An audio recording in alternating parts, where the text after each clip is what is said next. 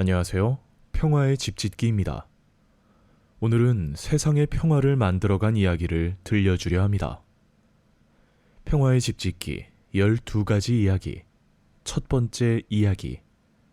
평화란 아름다운 정원을 가꾸는 것과 같다. 한반도에 사는 사람 중에 평화에 대한 관심이 없는 사람이 있을까? 한반도 평화를 위하여 여느 사람처럼 깊은 염원을 마음속에 지니면서 정화수를 떠놓고 기도하던 할머니의 마음을 본받아 오랜 세월 평화를 위한 기도를 해왔다. 한반도는 지난 세월 중국, 러시아, 일본뿐 아니라 미국과의 이해관계가 복잡하게 얽혀 있다. 남북 분단 체제는 70여 년이 지났으나 아직도 해결의 기미가 보이지 않는 엄청난 도전이다. 하늘이 도와야 가능한 일임을 깨닫게 되었다. 한반도의 평화가 이루어지는 것이 이렇게도 힘든 일인가? 라고 질문하면서 평화에 대한 근본적인 질문을 하게 되었다. 인간 본성에 평화의 뿌리가 있는가? 인간의 삶과 의식은 평화를 지향해 왔는가? 인간의 역사에 전쟁의 시대가 아닌 적극적인 평화를 추구한 시대가 있었는가? 그리고 평화를 지키기 위한 전략과 원칙은 있는가? 평화의 집짓기 12가지 이야기는 평화의 원칙을 실천한 이야기이기도 하며 세상의 평화를 가꾸기 위해 평화의 집을 견고하게 짓기 위한 원칙이기도 하다. 몽골에서 낙타를 길들이기 위해서는 콧뚜레를 끼운다. 콧뚜레를 끼우지 않으면 낙타가 사람을 박아버리기도 한다. 낙타를 길들이기 위해서는 앞쪽 다리를 끈으로 묶어서 꿇어앉힌다. 뒷다리는 꿇을 때까지 힘으로 누른다. 낙타는 이렇게 자꾸 묶고 꿀리고 그런 다음 등에 탈 때 길들어져서 사람의 친구가 된다고 한다. 평화는 낙타를 길들이는 것과 같지 않을까? 낙타를 길들이는 일은 어쩌면 전쟁에 대한 야망이나 욕망을 길들이는 일과 흡사하다. 우리 인간은 정복이나 전쟁을 통하여 우리의 욕망을 만족시키려 한다. 종교나 이념을 빌어서 테러나 전쟁을 해온 과거의 역사를 보면 인간의 욕망은 시대를 불문하고 얼마나 거침없이 발산하는지 알 수 있다. 이러한 욕망에 콧뚜레를 끼우기 위해서는 우리는 평화에 대한 강력한 신념과 확고한 믿음을 가지고 전쟁과 테러에 대한 욕망이 보이면 콧뚜레를 끼우고 무릎을 꿇리는 노력을 해야 한다. 평화는 공장에서 뚝딱 만들어 나오는 공산품이 아니라 우리의 아픔과 고통을 견뎌내며 치유하면서 미래의 희망과 꿈을 만들기 위해 끊임없이 가꾸어가는 정원과 같다. 잠시라도 가만두면 잡초가 무성하여 아름다운 정원에 풀이 사람 키보다 크게 자란다. 매일 잡초가 싹을 틔울 때 없애주어야 정원을 관리하기가 수월해진다. 평화는 텃밭을 가꾸는 것과 같다. 평화란 열매를 맺기 위해서는 땅의 기운을 돋기 위해 퇴비를 잘 주고 새싹이 잘 돋아 자라도록 물도 자주 뿌리고 병충해를 예방하기 위해 제충제를 뿌려야 평화의 싹이 무성하게 자라게 된다. 평화는 아름다운 정원을 가꾸는 것과 같다. 평화의 정원에는 희망, 존중, 포용, 그리고 행복이란 나무가 뿌리를 잘 내려 가지를 뻗고 열매를 맺게 해야 한다. 평화의 정원에는 치유, 교류, 재건, 그리고 배움이란 공간이 있어서 아픈 사람들이 치유받고 서로 교류하며 집과 휴게실과 만남의 장소를 지으며 함께 공부하여야 한다. 평화의 정원에는 반전 평화와 유비무환이란 울타리가 있다. 그리고 평화의 정원에는 침묵과 지혜가 넘쳐난다. 평화는 단번에 이루어지는 일이 아니다. 평화는 로또가 아니며 대박이 아니다. 평화는 닫혀진 문을 한 번에 열 수 있는 황금 열쇠가 아니다. 평화는 매일 세 끼 일정한 시간에 먹어야 하는 밥이다. 매일 밥 먹듯이 평화를 먹어야 평화가 만들어진다. 평화의 집짓기 12가지 이야기 중에서 첫 번째 이야기, 평화란 아름다운 정원을 가꾸는 것과 같다 였습니다. 다음 시간에는 두 번째 이야기, 크리스마스에 일어난 2가지 기적에 대하여 이야기해 드리겠습니다. 구독과 좋아요도 잊지 말고 부탁드리겠습니다. 오늘 하루 평화를 빕니다.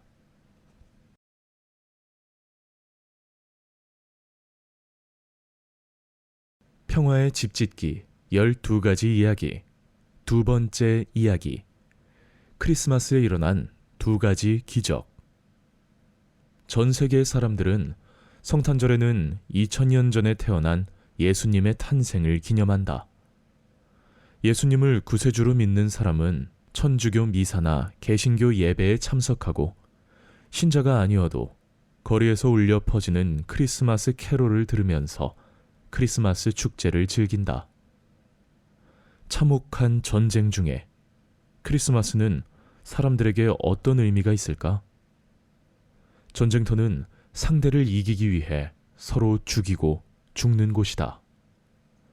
이러한 전쟁터에서 크리스마스 날 벌어진 2가지 기적은 우리 인간의 본성을 되돌아보게 한다.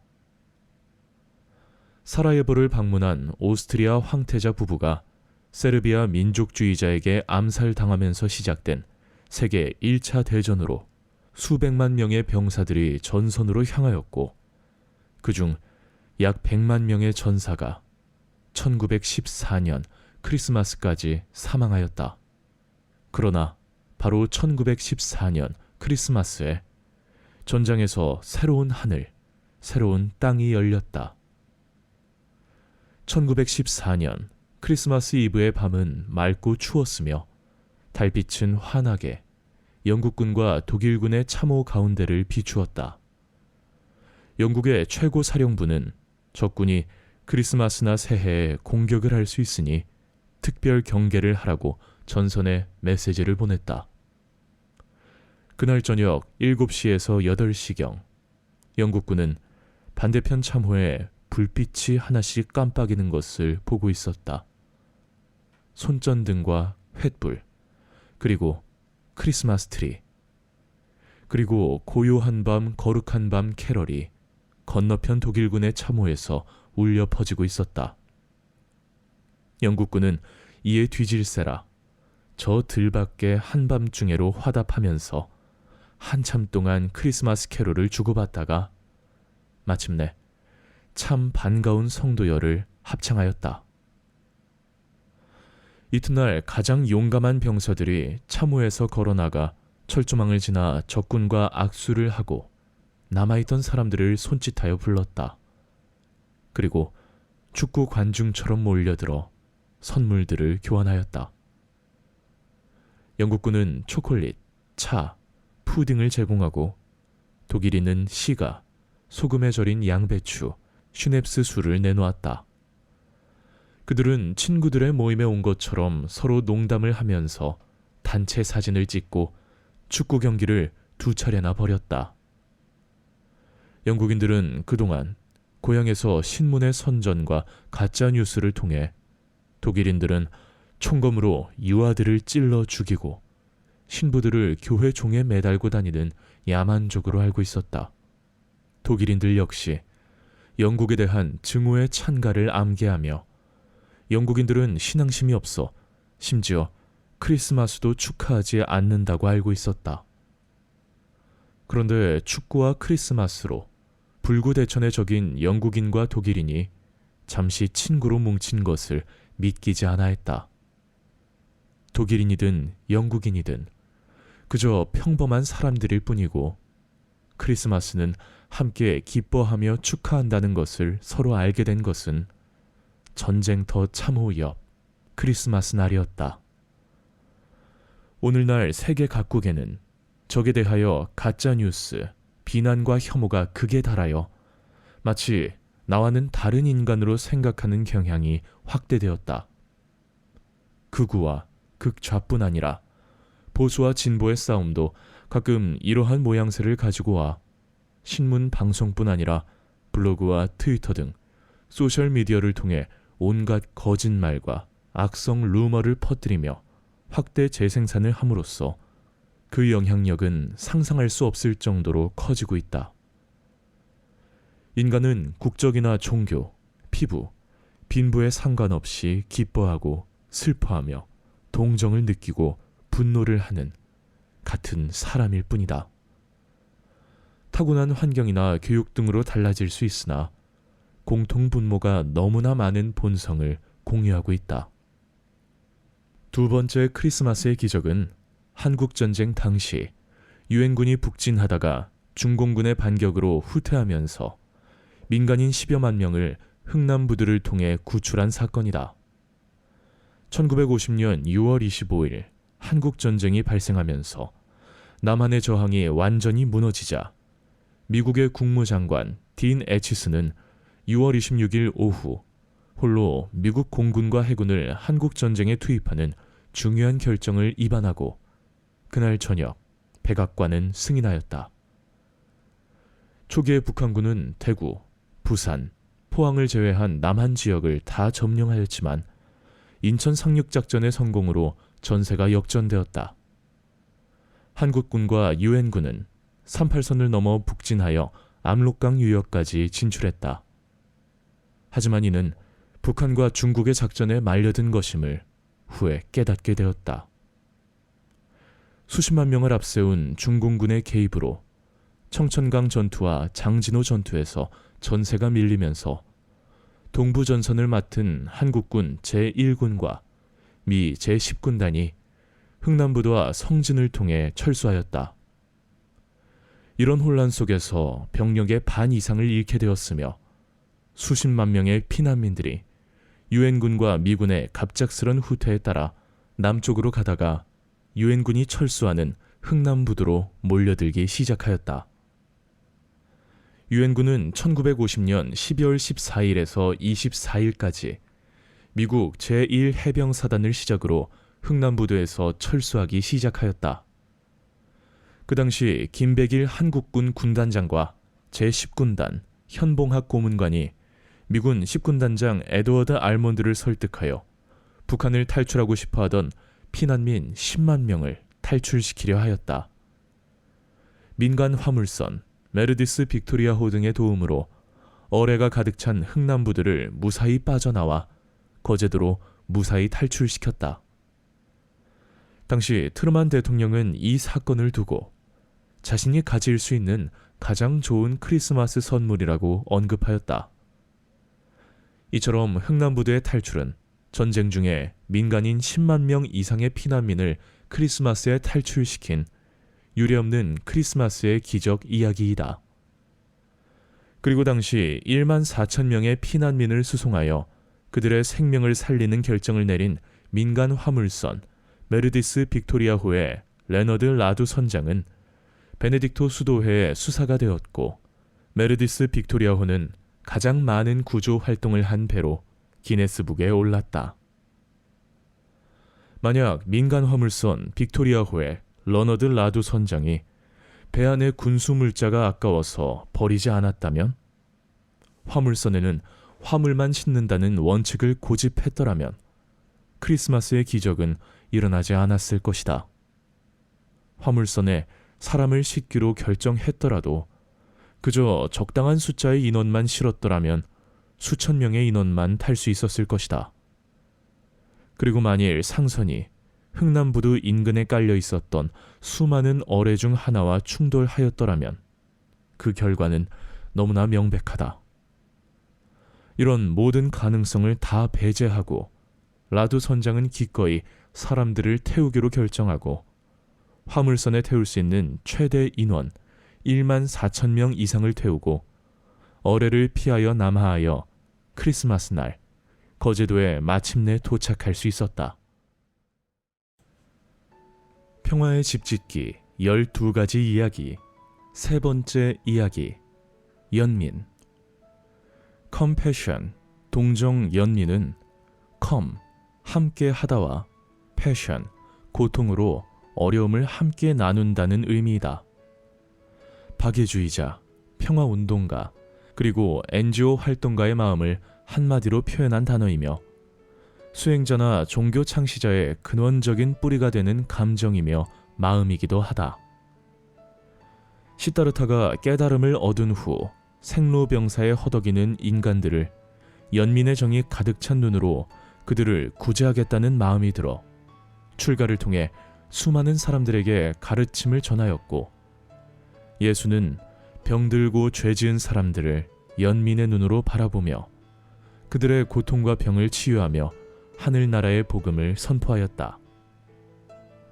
아프리카의 가난한 자들을 위해 안락한 유럽의 생활을 포기하고 평생 그들을 위해 의술을 펼친 슈바이처 박사, 인도의 길거리에서 죽어가는 가난한 사람들을 데려다 씻어주고 돌보아준 마더 테레사 역시 인간에 대한 연민에서 시작하였다.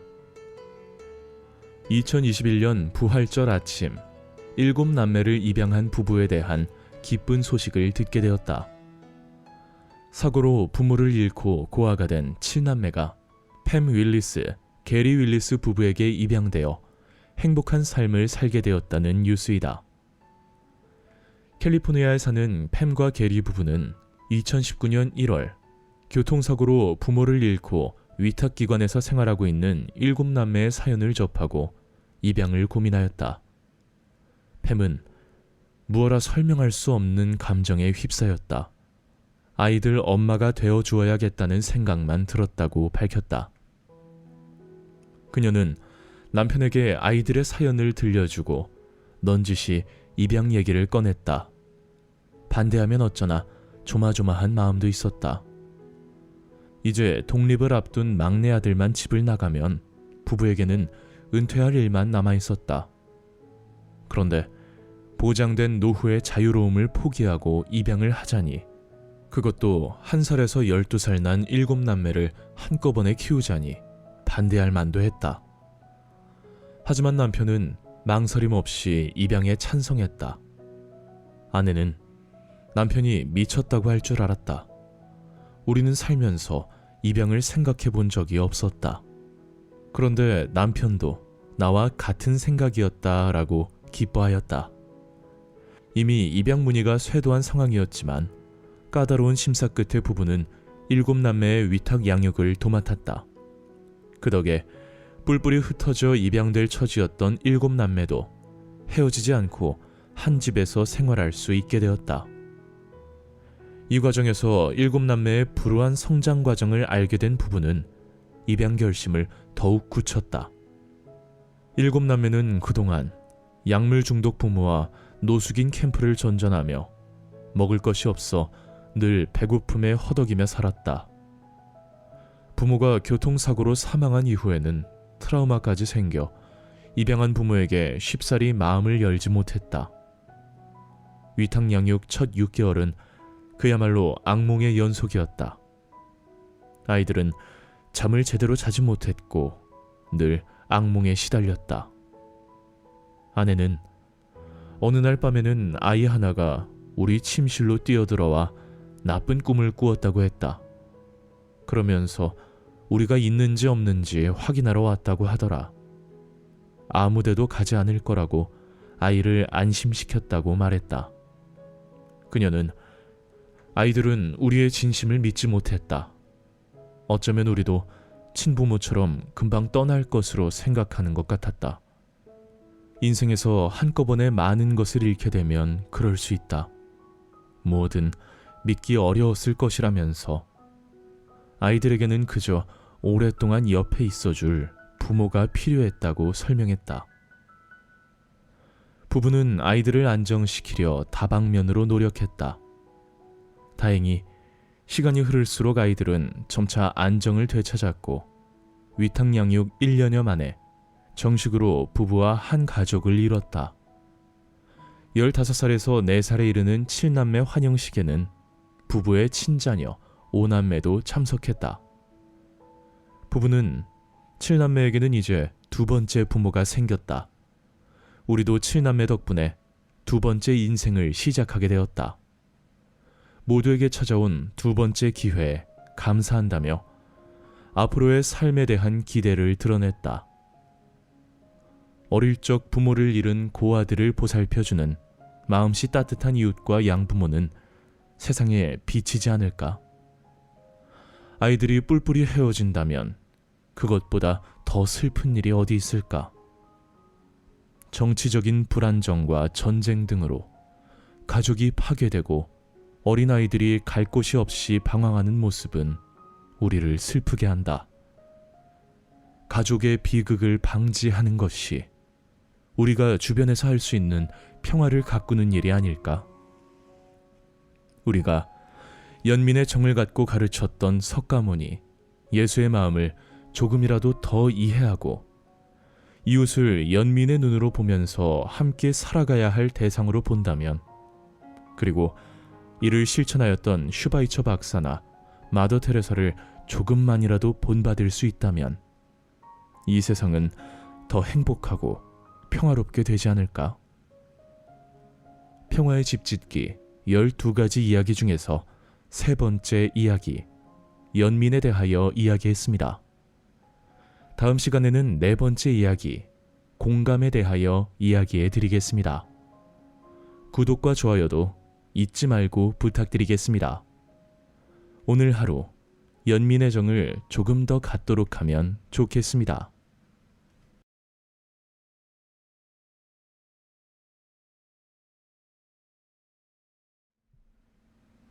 평화의 집짓기 12가지 이야기, 네 번째 이야기, 공감. 내가 이웃에 대해 연민의 감정이 든다는 것은 당연한 것으로 여겨진다. 같은 종에 대한 연민과는 달리 서로 다른 종이 공감을 표현하는 것을 보거나 듣는다면 어떨까? 호주의 퀸즐랜드에서 까치가 자신을 구해준 개를 어미처럼 따른다는 뉴스를 들었다. 반려견 패기와 산책을 하던 줄리엣은 패기가 짖어 가보았다. 까치 한 마리가 널브러져 있어서 지역 야생동물 전문가의 조언을 받아 까치를 살리는 데 전념하여 일주일 만에 까치가 기력을 완전히 회복하였다. 집에 문이란 문은 다 열어놓고 까치가 자연으로 돌아가길 기다렸으나 까치는 숲으로 돌아가는 대신 자신을 구한 반려견을 졸졸 따라다녔고 반려견 역시 까치를 내치지 않고 품어주었다. 그런데 새끼를 배제하는 반려견이 모유를 생산하기 시작하여 수의사에게 데려가니 까치를 제 새끼로 여겨서 강아지를 키우듯이 모유를 만드는 것이라는 놀라운 이야기를 들었다. 더 놀라운 것은 까치가 강아지라도 된 듯 반려견의 젖을 문다는 것이었다. 반려견은 어미, 까치는 새끼 노릇을 하는 셈이다. 종을 뛰어넘어 모녀지간이 된 반려견과 까치는 24시간 내내 붙어다니며 나란히 창밖을 내다보기도 하고 손을 꼭 잡고 잠을 자기도 한다.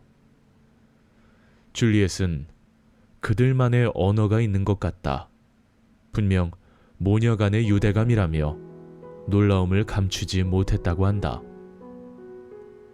어찌 까치와 개가 정다운 모녀 사이처럼 지낼 수 있을까? 조류와 포유류가 친구처럼, 모녀처럼 젖을 먹이고 젖을 먹으며 살 수 있을까? 나는 개이고 너는 까치라는 다름을 뛰어넘어 나는 너를 돌보아 주어야 하는 존재이고 너는 나의 아들이고 딸이라는 생각이 반려견에게 있는 것인가? 까치에게도 나를 구해준 반려견은 나의 생명의 은인이고 부모와 마찬가지라는 의식이 있는 것인가? 그러한 생각과 의식이 있는지 아닌지는 모르지만 반려견과 까치는 모녀처럼 행동하고 있으며 새끼 까치는 반려견의 젖을 먹고 잘 자라고 있다는 소식은 그저 놀랍기만 하다. 침팬지를 연구한 제인 구달은 자신이 데이비드 그레이비어드라고 이름 붙인 회색빛 수염을 가진 침팬지와 함께 경험한 일을 알려주었다. 어느 날 제인 구달이 숲에서 데이비드를 발견하고 그 뒤를 따라갔는데 덤불 속을 빠져나왔을 때 그를 놓친 줄 알았다. 하지만 데이비드는 마치 그녀를 기다리는 듯 근처 시냇가에 앉아 있었다.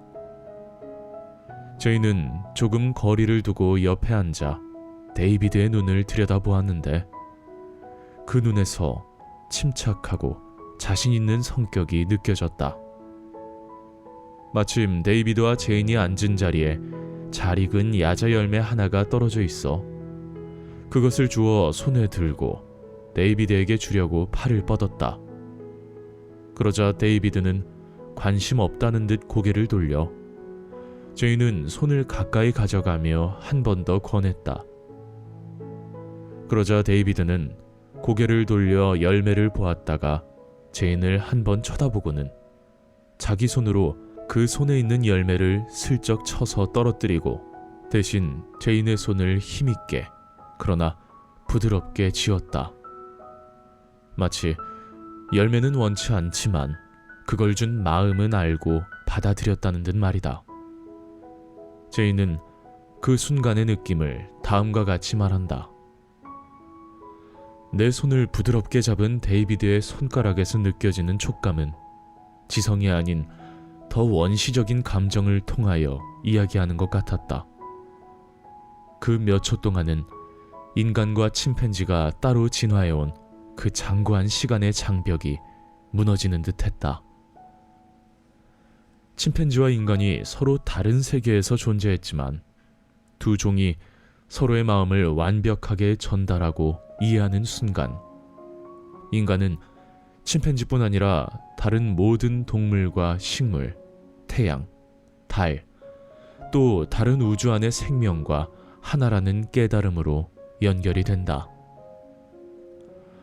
우리도 다른 사람을 연민과 공감의 눈으로 보면서 서로 돌보아야 하고 보살펴 주어야 할 대상으로 본다면 싸움도 갈등도 전쟁이 없을 텐데 왜 사람은 반려견과 까치처럼 행동하지 못할까?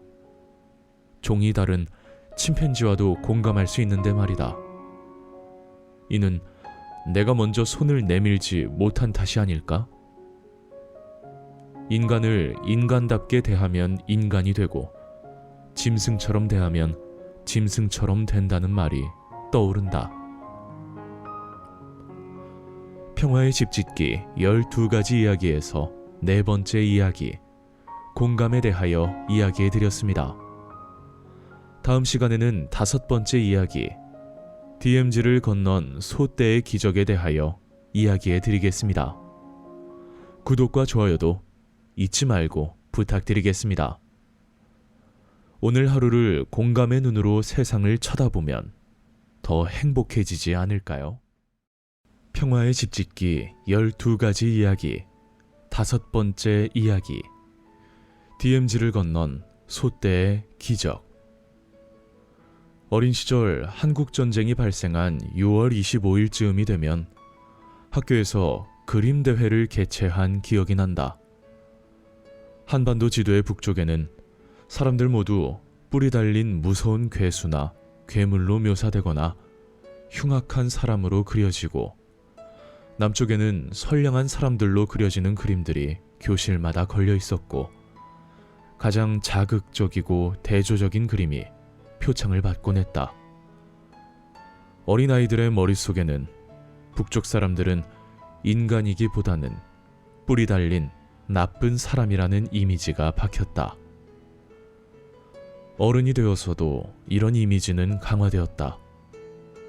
신문이나 방송을 통해 들은 소식들은 하나같이 북한은 전쟁광이라 남한을 침략하여 적화 통일을 겨냥하고 있으며 거짓 평화, 위장 평화를 통해 남한을 삼키려 한다는 것이다.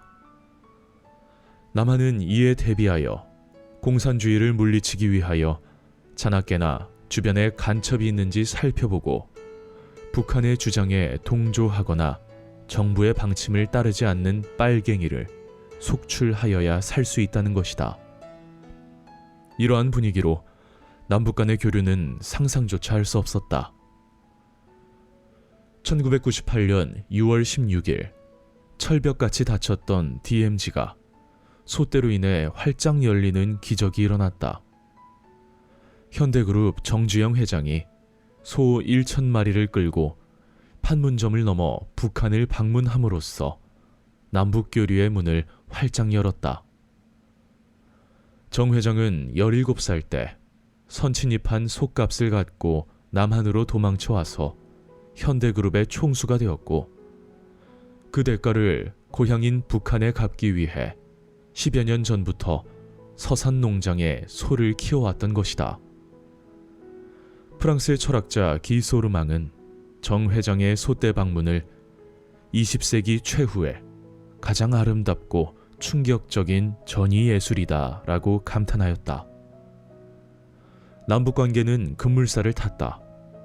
1998년 11월 금강산 관광개발 사업의 일환으로 현대 금강호가 첫 출항하였다. 다음 해에 현대 아산을 설립하여 대북 사업을 계속했으며 2000년 8월에는 금강산, 개성 특구 지정 및 인프라 사업권을 북측과 합의하게 되었다. 남북 교류의 물꼬를 튼 소떼 기적을 이룬 정주영 회장과 북한과의 인연은 10년 전에 있었다. 1989년 1월 북한 노동당 서열 제4위의 허담의 초청으로 정주영 회장은 민간인 신분으로는 최초로 북한을 공식 방문했다.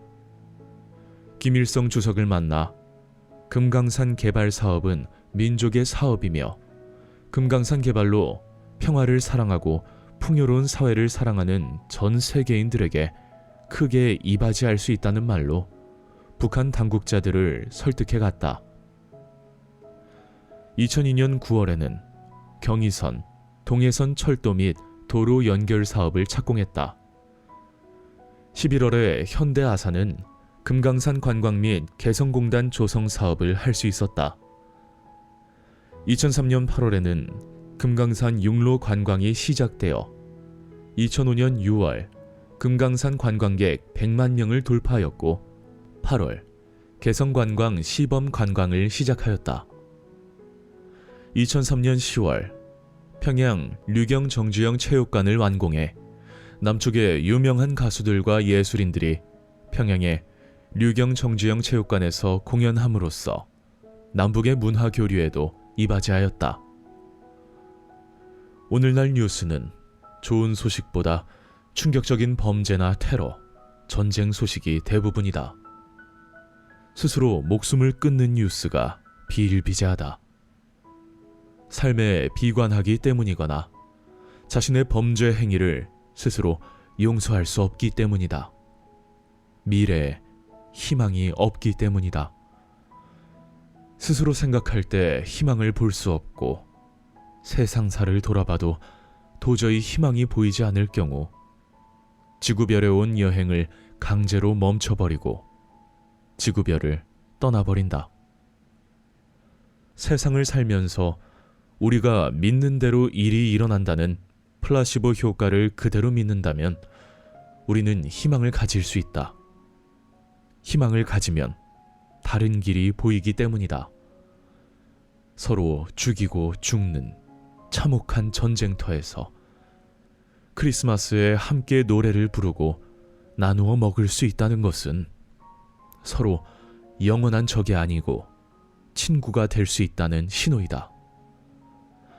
간절히 믿고 바란다면 기적이 일어난다는 것을 상상한 척으로 1만 4천 명의 민간인을 싣고 수많은 어뢰를 뚫고 탈출한 흥남부도의 기적을 통해 알 수 있다. 우리가 희망의 뉴스, 기쁨의 뉴스, 사랑의 뉴스, 포용과 관용의 뉴스거리들을 많이 볼수록 우리 사회는 더 밝아진다. 교육, 언론, 정치에 몸담고 있는 사람들이 긍정의 교육, 희망의 뉴스, 포용의 정치를 보여주면 세상이 더 밝게 변화하리라.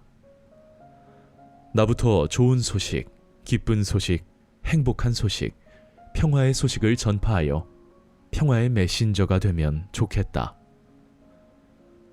평화의 집짓기 12가지 이야기에서 5번째 이야기, DMZ를 건넌 소떼의 기적에 대하여 이야기해 드렸습니다. 다음 시간에는 6번째 이야기, 인디언의 지혜에 대하여 이야기해 드리겠습니다. 구독과 좋아요도 잊지 말고 부탁드리겠습니다. 우리도 정주영 회장처럼 긍정의 마인드를 갖고 살아가는 습관을 가진다면 어떨까요?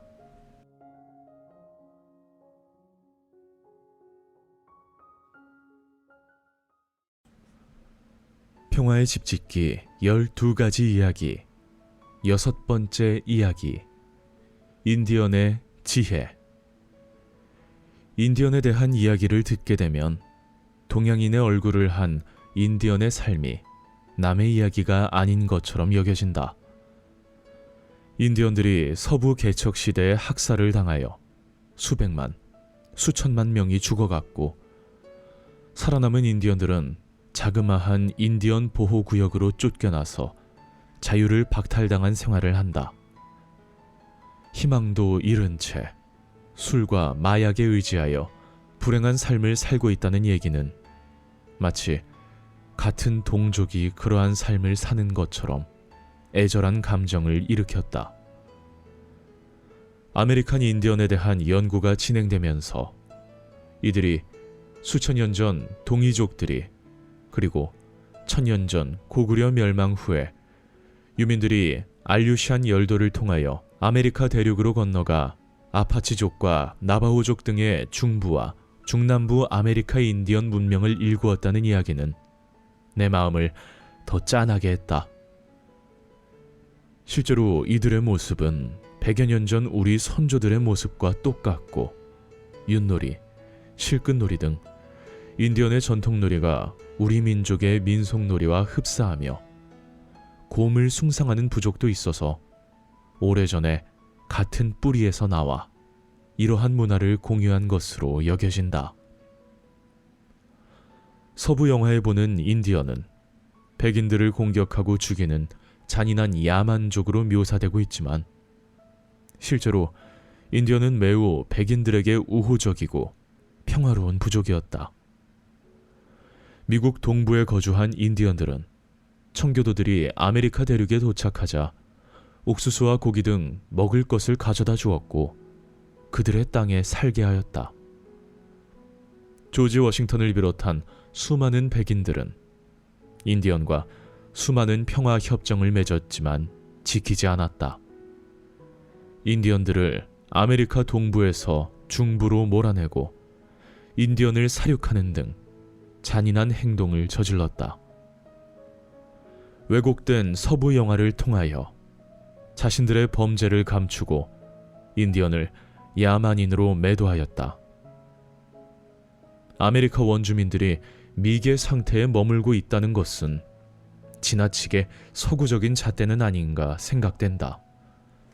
그들은 권력을 통한 억압과 폭력의 정치를 경계했기에 영적인 경험이 풍부한 선지자가 주장을 맡게 하며 공동 분배를 통해 공동체적인 삶을 살 수 있었던 것이 아닐까? 북미 대륙의 인디언 사회에는 강제 노역이 수반되는 거대한 공공 건축물이 없었다는 사실이 이를 간접적으로 증명한다. 인디언들의 삶과 정신 세계는 우리 한민족의 것과 유사한 부분이 많다. 체로키족이나 수우족의 창조 신화는 한민족의 샤머니즘의 뿌리인 얄타이 투르크족의 창조 신화와 거의 일치하며 언어 구조와 생활 풍습도 많은 점에서 일치한다.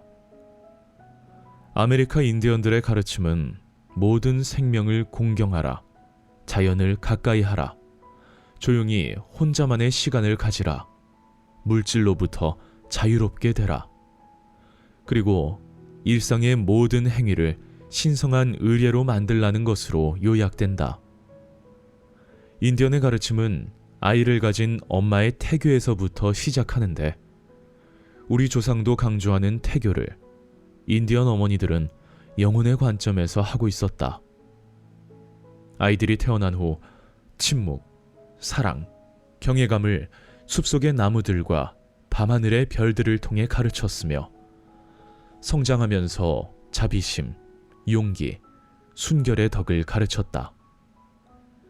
아이들은 학교에 가서 수업을 받지는 않았지만 자연 세계와 접촉함으로써 자신을 발견하고 모든 생명체들과 마음이 담긴 관계를 맺을 수 있었다.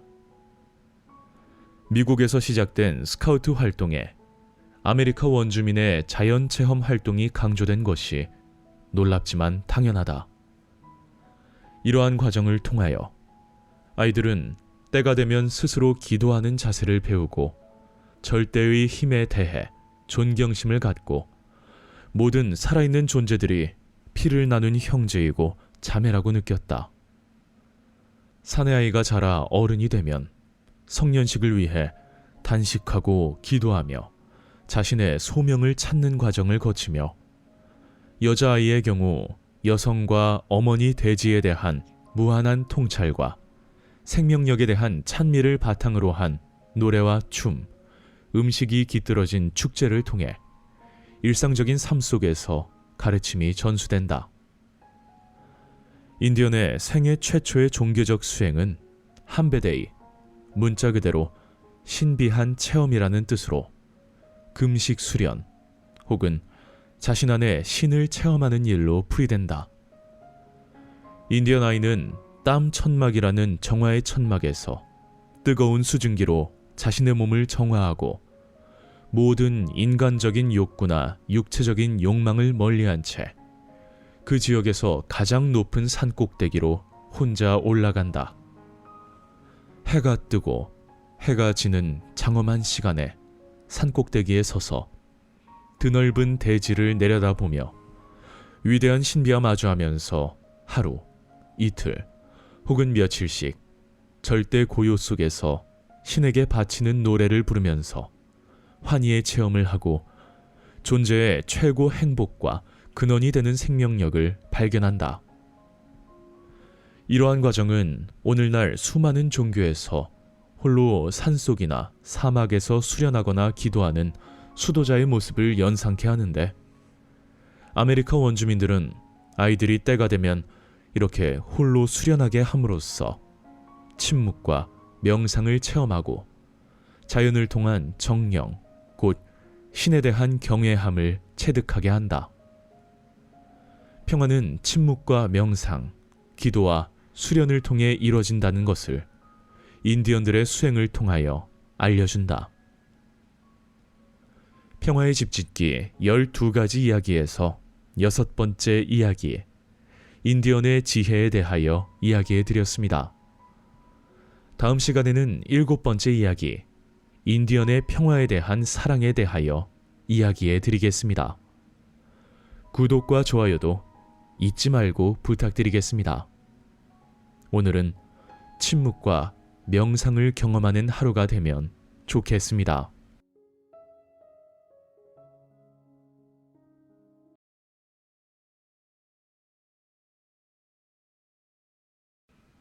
평화의 집짓기 12가지 이야기 7번째 이야기, 인디언의 평화에 대한 사랑.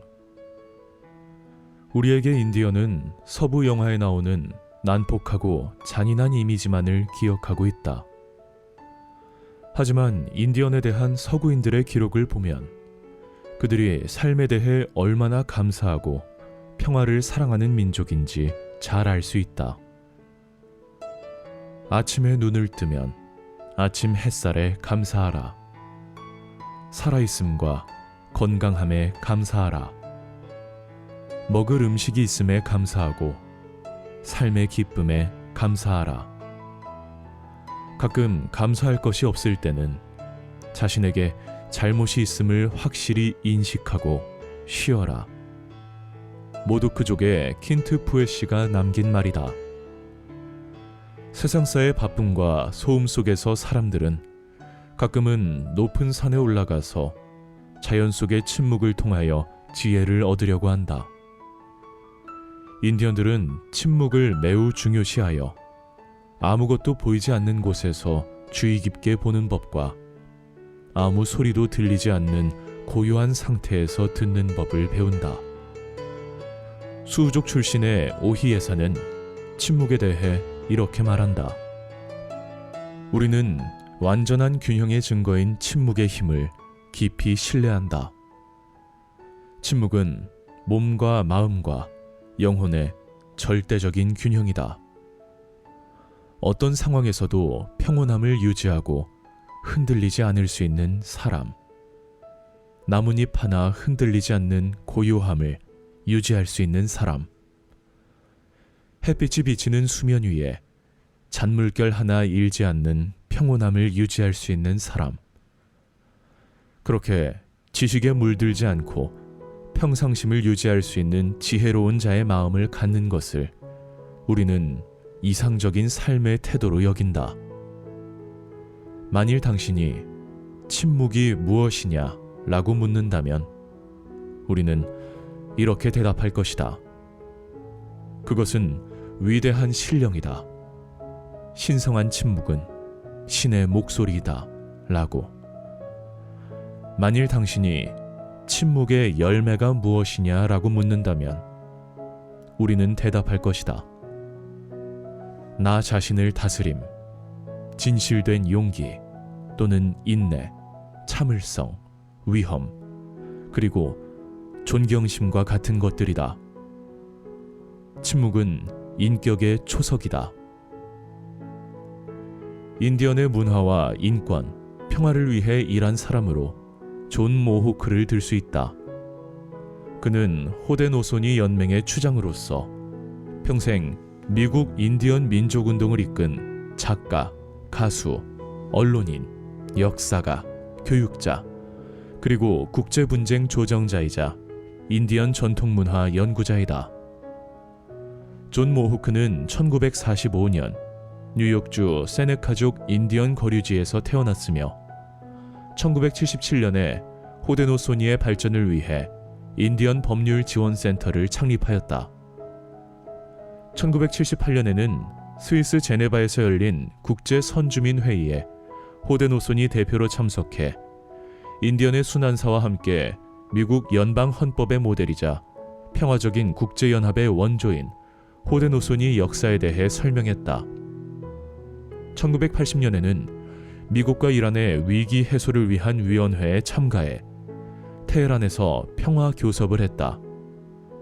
1981년 캐나다 퀘벡주가 라케트 포인트에 있는 모호크족의 영토인 오카에 침범하여 모호크족과의 무력 충돌로 빚어진 첫 오카의 위기에도 교섭자로 나섰다. 1983년에는 니카라과의 산디니스타 정부와 미스키토 사람들 사이의 갈등 협상을 도왔으며 북미 원주민 전통주의자들과 정부기관 사이의 무장 교착 상태에서 평화 가이드로 일했다. 또 살라만카 토지 임대위원회의 일원으로 세네카족 영토 반환 운동에 참여하고 1988년 교섭자로 살라만카 조정법의 성립을 위해 노력했으며 콜롬비아와 이란의 분쟁을 종식시키기 위해 호데노소니 대표로 양국에서 교섭을 했다. 호데노소니의 회의장인 롱하우스의 합의에 의한 화평조정 시스템에 따른 그의 세계평화 추구 노력은 평화학의 모델이 되었다. 그는 2005년에 쓴 평화로 전환한 전사들에서 호데노소니의 전사들이 평화 조정을 거쳐 사륙을 중지한 얘기를 인용하면서 미국의 대테러 전쟁을 비판했다.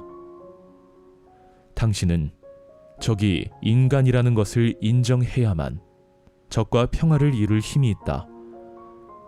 그들이 살고 싶어 하고 자녀들이 살기를 원하는 이성적 존재임을 인정하는 것은 그들에게 말할 수 있는 능력을 부여함으로써 당신의 힘을 강화시킨다. 그들이 인간이 아니라고 생각한다면 당신은 그 능력을 갖지 못하고 평화를 가져오기 위해 소통해야 하는 사람들과 소통할 자신의 힘을 파괴할 것이다. 현대적 사고로 우리는 테러리스트와 협상하지 않는다고 말하면 자신의 힘을 빼앗는 것이다. 그들과 협상해야 한다. 그들은 당신을 죽이려고 하는 사람들이지만 그들과 협상하려면 그들이 인간이라는 것을 인정해야 한다. 피해 불화를 멈출 희망을 가지려면 당신은 그들의 인간성을 다루어야 한다.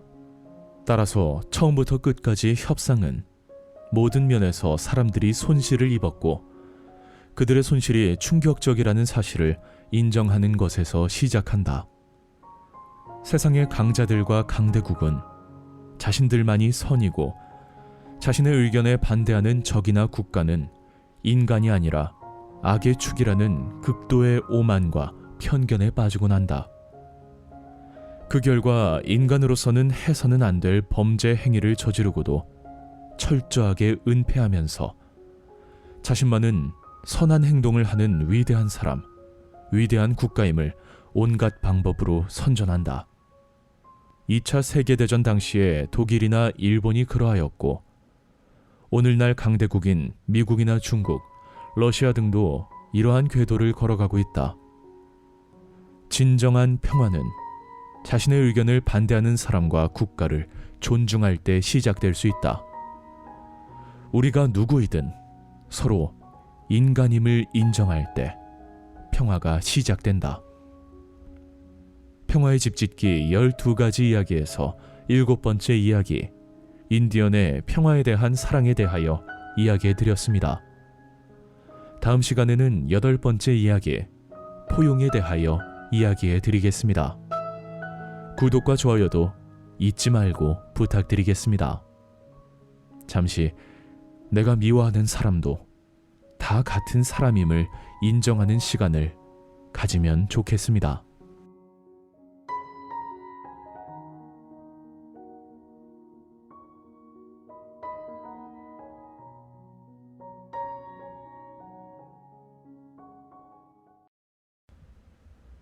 평화의 집짓기 12가지 이야기 8번째 이야기 포용. 사람의 가슴도 바다처럼 드넓어야 된다. 산보다 더 높은 것이 없고 바다보다 더 넓은 것이 없지만 바다는 산을 포용해도 산은 바다를 포용할 수 없다.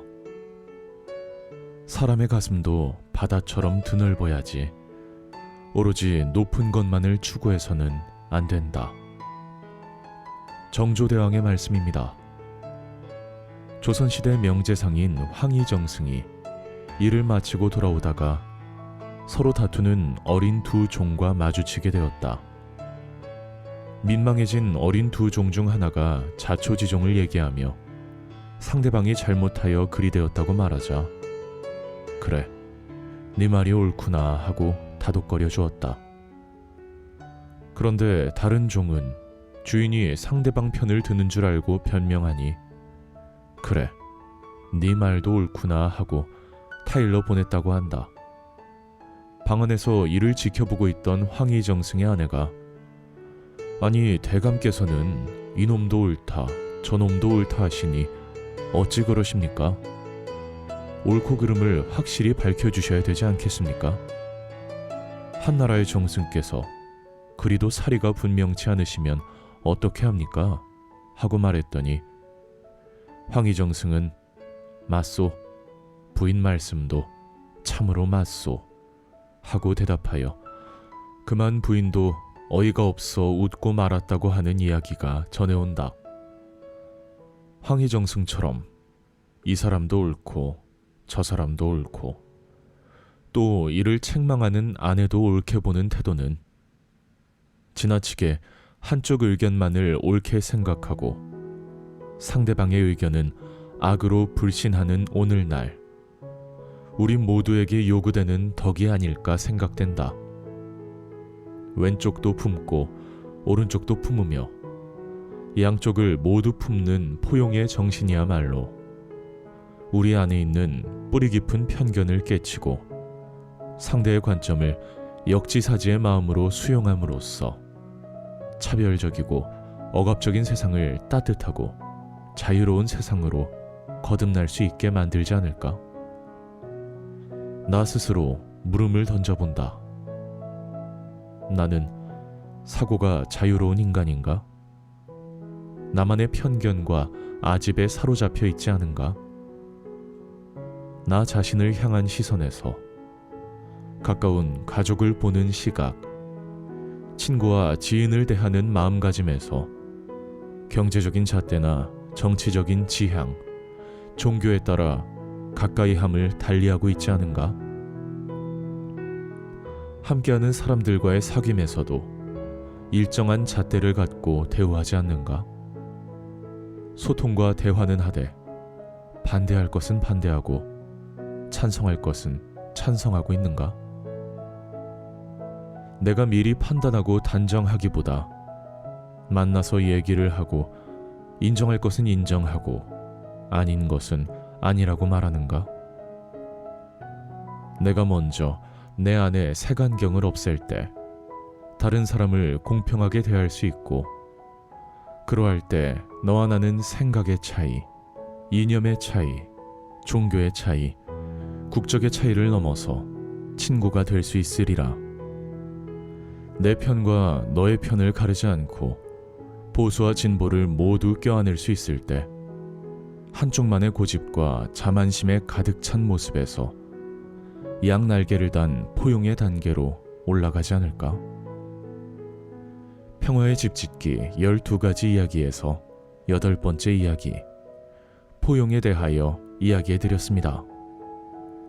다음 시간에는 9번째 이야기, 도산 안창호에 대하여 이야기해드리겠습니다.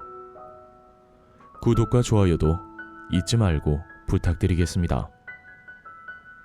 잠시 내가 반대하는 사람, 반대하는 의견에도 귀를 기울이는 시간을 가지면 어떨까요?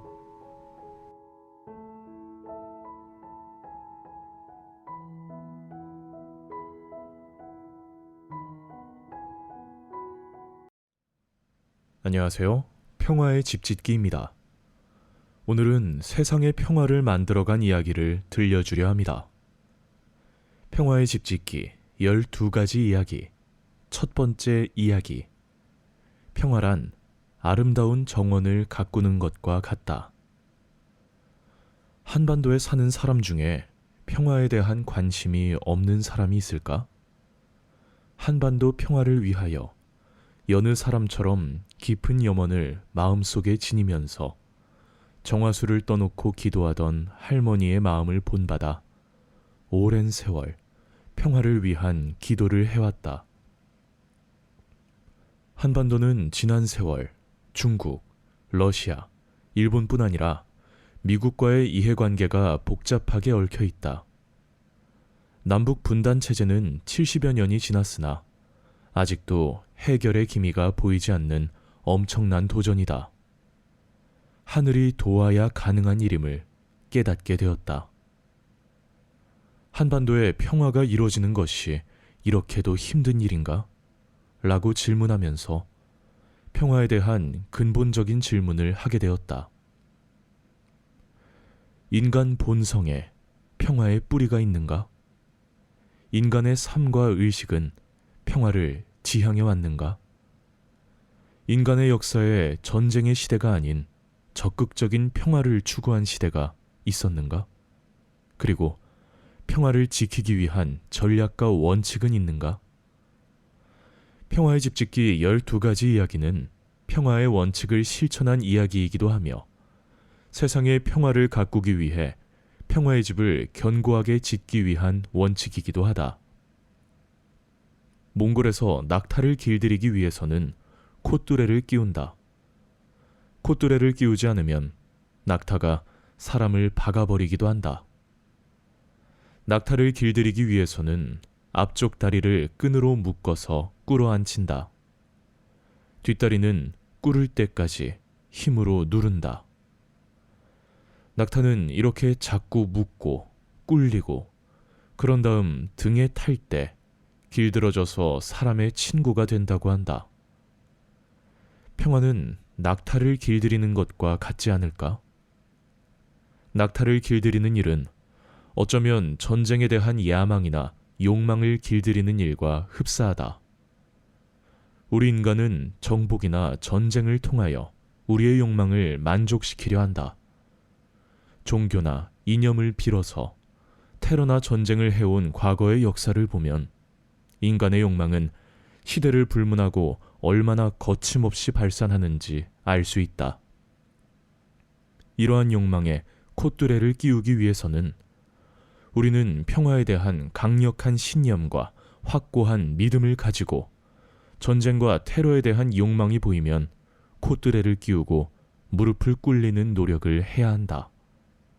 평화는 공장에서 뚝딱 만들어 나오는 공산품이 아니라 우리의 아픔과 고통을 견뎌내며 치유하면서 미래의 희망과 꿈을 만들기 위해 끊임없이 가꾸어가는 정원과 같다. 잠시라도 가만두면 잡초가 무성하여 아름다운 정원에 풀이 사람 키보다 크게 자란다. 매일 잡초가 싹을 틔울 때 없애주어야 정원을 관리하기가 수월해진다. 평화는 텃밭을 가꾸는 것과 같다.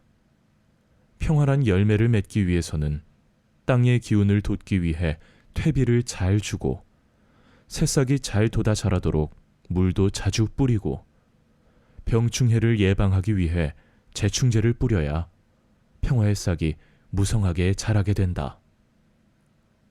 평화는 아름다운 정원을 가꾸는 것과 같다.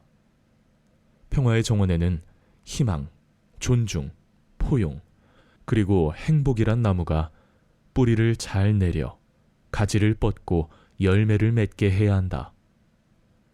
평화의 정원에는 치유, 교류, 재건, 그리고 배움이란 공간이 있어서 아픈 사람들이 치유받고 서로 교류하며 집과 휴게실과 만남의 장소를 지으며 함께 공부하여야 한다. 평화의 정원에는 반전 평화와 유비무환이란 울타리가 있다.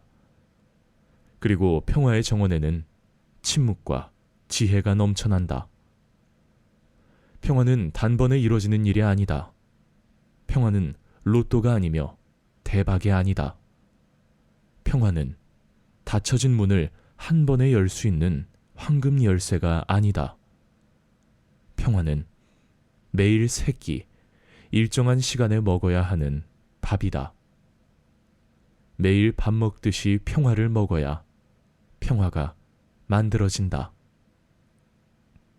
평화의 집 짓기 12가지 이야기 중에서 첫 번째 이야기, 평화란 아름다운 정원을 가꾸는 것과 같다 였습니다. 다음 시간에는 두 번째 이야기, 크리스마스에 일어난 2가지 기적에 대하여 이야기해 드리겠습니다. 구독과 좋아요도 잊지 말고 부탁드리겠습니다. 오늘 하루 평화를 빕니다.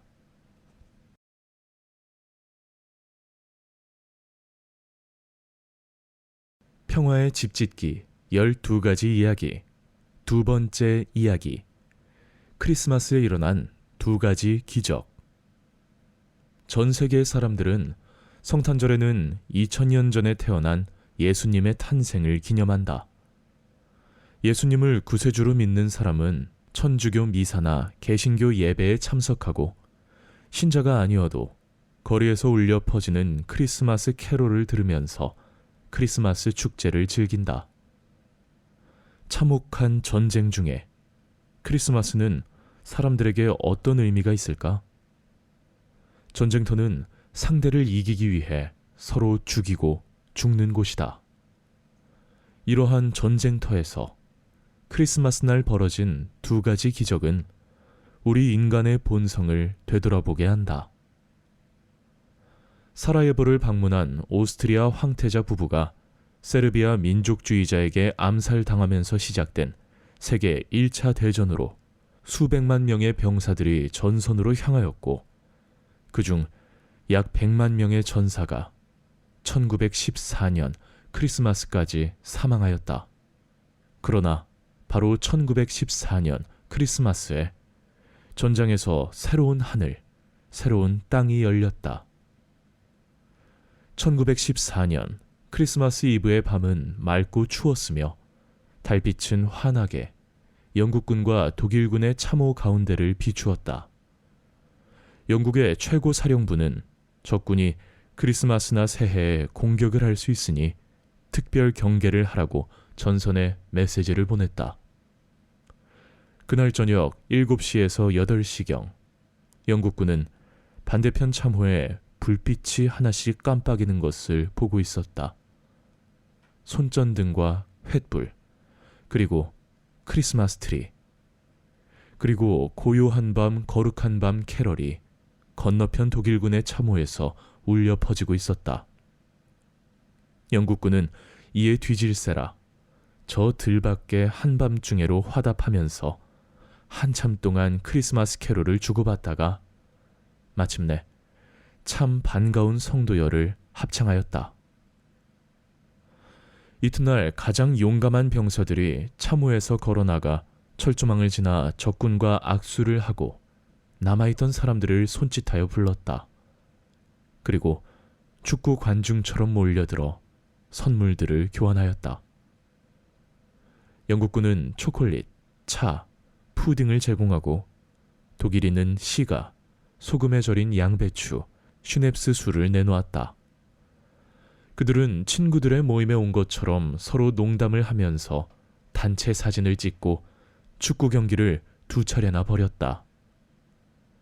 영국인들은 그동안 고향에서 신문의 선전과 가짜 뉴스를 통해 독일인들은 총검으로 유아들을 찔러 죽이고 신부들을 교회 종에 매달고 다니는 야만족으로 알고 있었다. 독일인들 역시 영국에 대한 증오의 찬가를 암기하며 영국인들은 신앙심이 없어 심지어 크리스마스도 축하하지 않는다고 알고 있었다. 그런데 축구와 크리스마스로 불구대천의 적인 영국인과 독일인이 잠시 친구로 뭉친 것을 믿기지 않아 했다. 독일인이든 영국인이든 그저 평범한 사람들일 뿐이고 크리스마스는 함께 기뻐하며 축하한다는 것을 서로 알게 된 것은 전쟁터 참호 옆 크리스마스 날이었다. 오늘날 세계 각국에는 적에 대하여 가짜뉴스, 비난과 혐오가 극에 달하여 마치 나와는 다른 인간으로 생각하는 경향이 확대되었다. 극우와 극좌뿐 아니라 보수와 진보의 싸움도 가끔 이러한 모양새를 가지고 와 신문 방송뿐 아니라 블로그와 트위터 등 소셜미디어를 통해 온갖 거짓말과 악성 루머를 퍼뜨리며 확대 재생산을 함으로써 그 영향력은 상상할 수 없을 정도로 커지고 있다. 인간은 국적이나 종교, 피부, 빈부에 상관없이 기뻐하고 슬퍼하며 동정을 느끼고 분노를 하는 같은 사람일 뿐이다. 타고난 환경이나 교육 등으로 달라질 수 있으나 공통 분모가 너무나 많은 본성을 공유하고 있다. 두 번째 크리스마스의 기적은 한국전쟁 당시 유엔군이 북진하다가 중공군의 반격으로 후퇴하면서 민간인 10여만 명을 흥남부두를 통해 구출한 사건이다. 1950년 6월 25일 한국전쟁이 발생하면서 남한의 저항이 완전히 무너지자 미국의 국무장관 딘 에치스는 6월 26일 오후 홀로 미국 공군과 해군을 한국전쟁에 투입하는 중요한 결정을 입안하고 그날 저녁 백악관은 승인하였다. 초기에 북한군은 대구, 부산, 포항을 제외한 남한 지역을 다 점령하였지만 인천 상륙작전의 성공으로 전세가 역전되었다. 한국군과 유엔군은 38선을 넘어 북진하여 압록강 유역까지 진출했다. 하지만 이는 북한과 중국의 작전에 말려든 것임을 후에 깨닫게 되었다. 수십만 명을 앞세운 중공군의 개입으로 청천강 전투와 장진호 전투에서 전세가 밀리면서 동부전선을 맡은 한국군 제1군과 미 제10군단이 흥남부두와 성진을 통해 철수하였다. 이런 혼란 속에서 병력의 반 이상을 잃게 되었으며 수십만 명의 피난민들이 유엔군과 미군의 갑작스런 후퇴에 따라 남쪽으로 가다가 유엔군이 철수하는 흥남부두로 몰려들기 시작하였다. 유엔군은 1950년 12월 14일에서 24일까지 미국 제1해병사단을 시작으로 흥남부두에서 철수하기 시작하였다. 그 당시 김백일 한국군 군단장과 제10군단 현봉학 고문관이 미군 10군단장 에드워드 알몬드를 설득하여 북한을 탈출하고 싶어하던 피난민 10만 명을 탈출시키려 하였다. 민간 화물선, 메르디스 빅토리아호 등의 도움으로 어뢰가 가득 찬 흥남부두를 무사히 빠져나와 거제도로 무사히 탈출시켰다. 당시 트루만 대통령은 이 사건을 두고 자신이 가질 수 있는 가장 좋은 크리스마스 선물이라고 언급하였다. 이처럼 흥남부두의 탈출은 전쟁 중에 민간인 10만 명 이상의 피난민을 크리스마스에 탈출시킨 유례없는 크리스마스의 기적 이야기이다. 그리고 당시 1만 4천 명의 피난민을 수송하여 그들의 생명을 살리는 결정을 내린 민간 화물선 메르디스 빅토리아호의 레너드 라두 선장은 베네딕토 수도회의 수사가 되었고, 메르디스 빅토리아호는 가장 많은 구조 활동을 한 배로 기네스북에 올랐다. 만약 민간 화물선 빅토리아호의 러너드 라두 선장이 배 안의 군수 물자가 아까워서 버리지 않았다면, 화물선에는 화물만 싣는다는 원칙을 고집했더라면 크리스마스의 기적은 일어나지 않았을 것이다. 화물선에 사람을 싣기로 결정했더라도 그저 적당한 숫자의 인원만 실었더라면 수천 명의 인원만 탈 수 있었을 것이다. 그리고 만일 상선이 흥남부두 인근에 깔려 있었던 수많은 어뢰 중 하나와 충돌하였더라면 그 결과는 너무나 명백하다.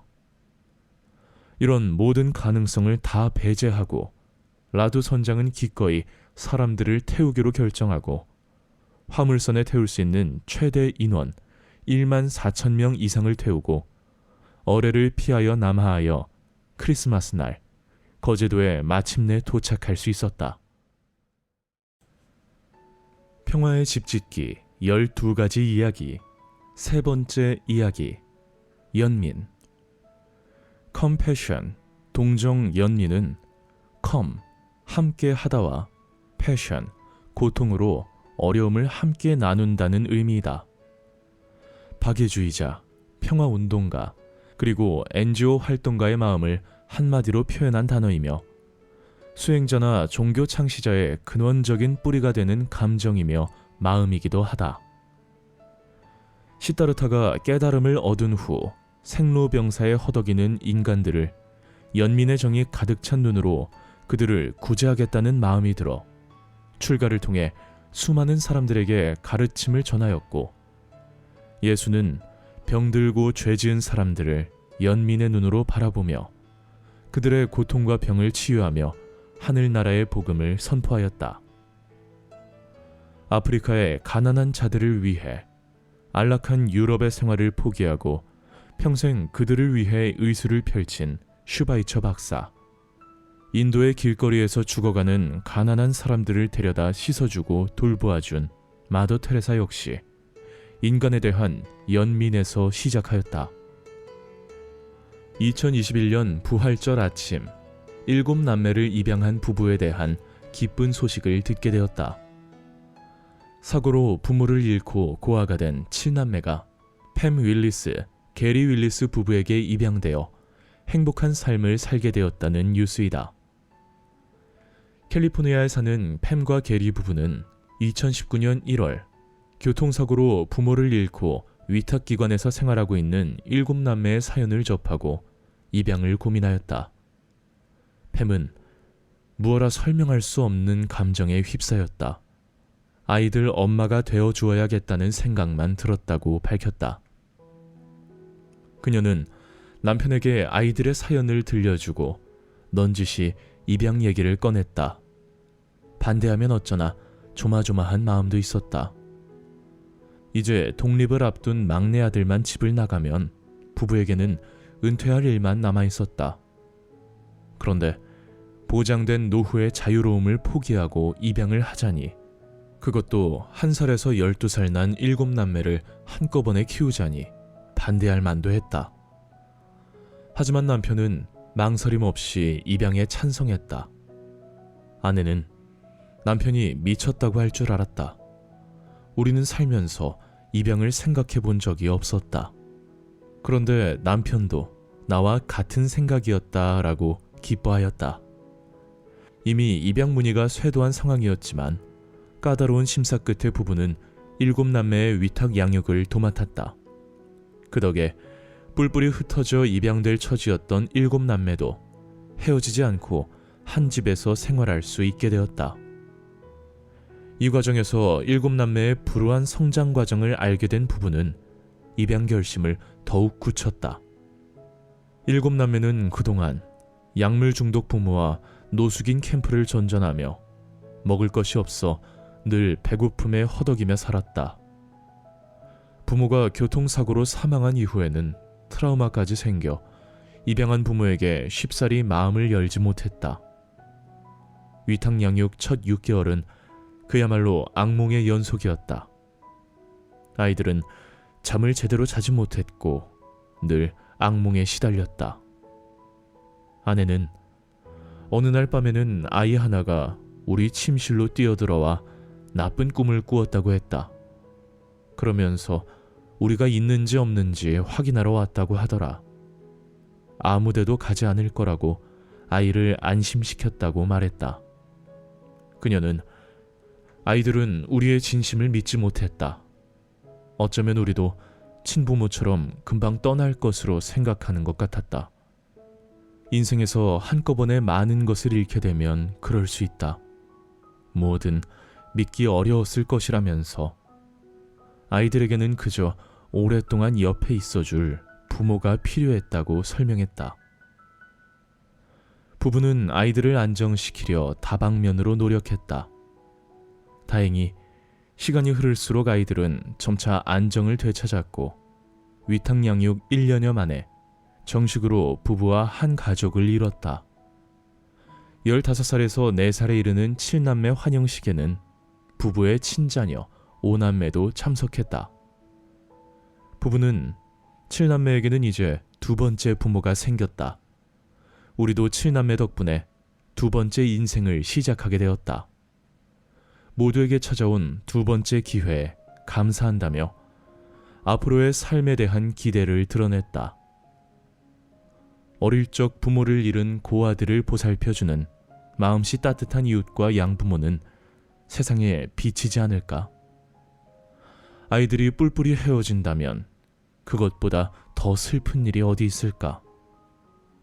정치적인 불안정과 전쟁 등으로 가족이 파괴되고 어린아이들이 갈 곳이 없이 방황하는 모습은 우리를 슬프게 한다.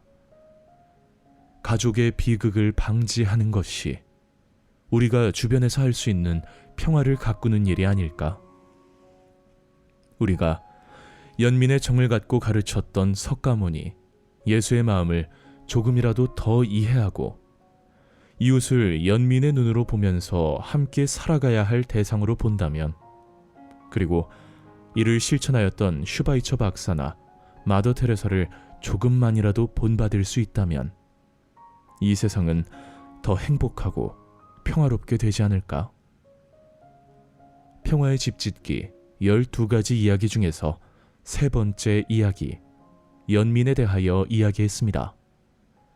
다음 시간에는 네 번째 이야기, 공감에 대하여 이야기해 드리겠습니다. 구독과 좋아요도 잊지 말고 부탁드리겠습니다.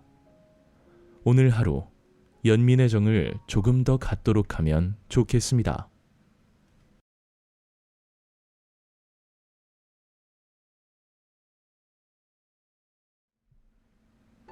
평화의 집짓기 12가지 이야기.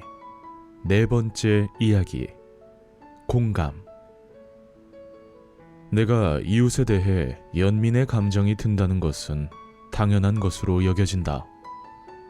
같은 종에 대한 연민과는 달리 서로 다른 종이 공감을 표현하는 것을 보거나 듣는다면 어떨까?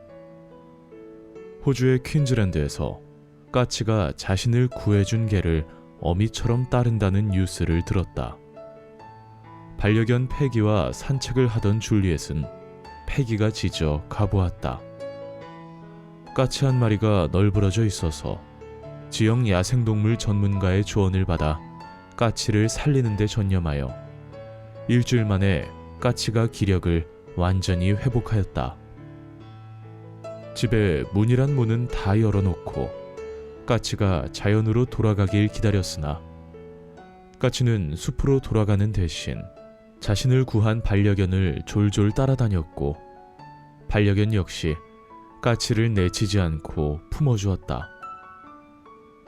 그런데 새끼를 배제하는 반려견이 모유를 생산하기 시작하여 수의사에게 데려가니 까치를 제 새끼로 여겨서 강아지를 키우듯이 모유를 만드는 것이라는 놀라운 이야기를 들었다. 더 놀라운 것은 까치가 강아지라도 된 듯 반려견의 젖을 문다는 것이었다. 반려견은 어미, 까치는 새끼 노릇을 하는 셈이다. 종을 뛰어넘어 모녀지간이 된 반려견과 까치는 24시간 내내 붙어다니며 나란히 창밖을 내다보기도 하고 손을 꼭 잡고 잠을 자기도 한다.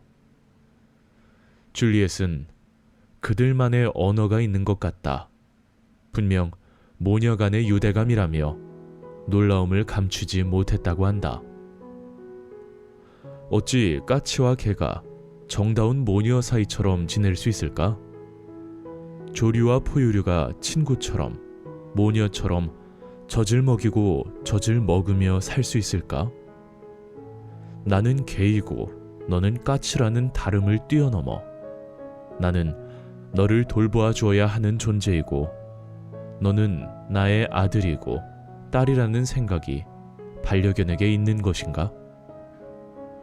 까치에게도 나를 구해준 반려견은 나의 생명의 은인이고 부모와 마찬가지라는 의식이 있는 것인가?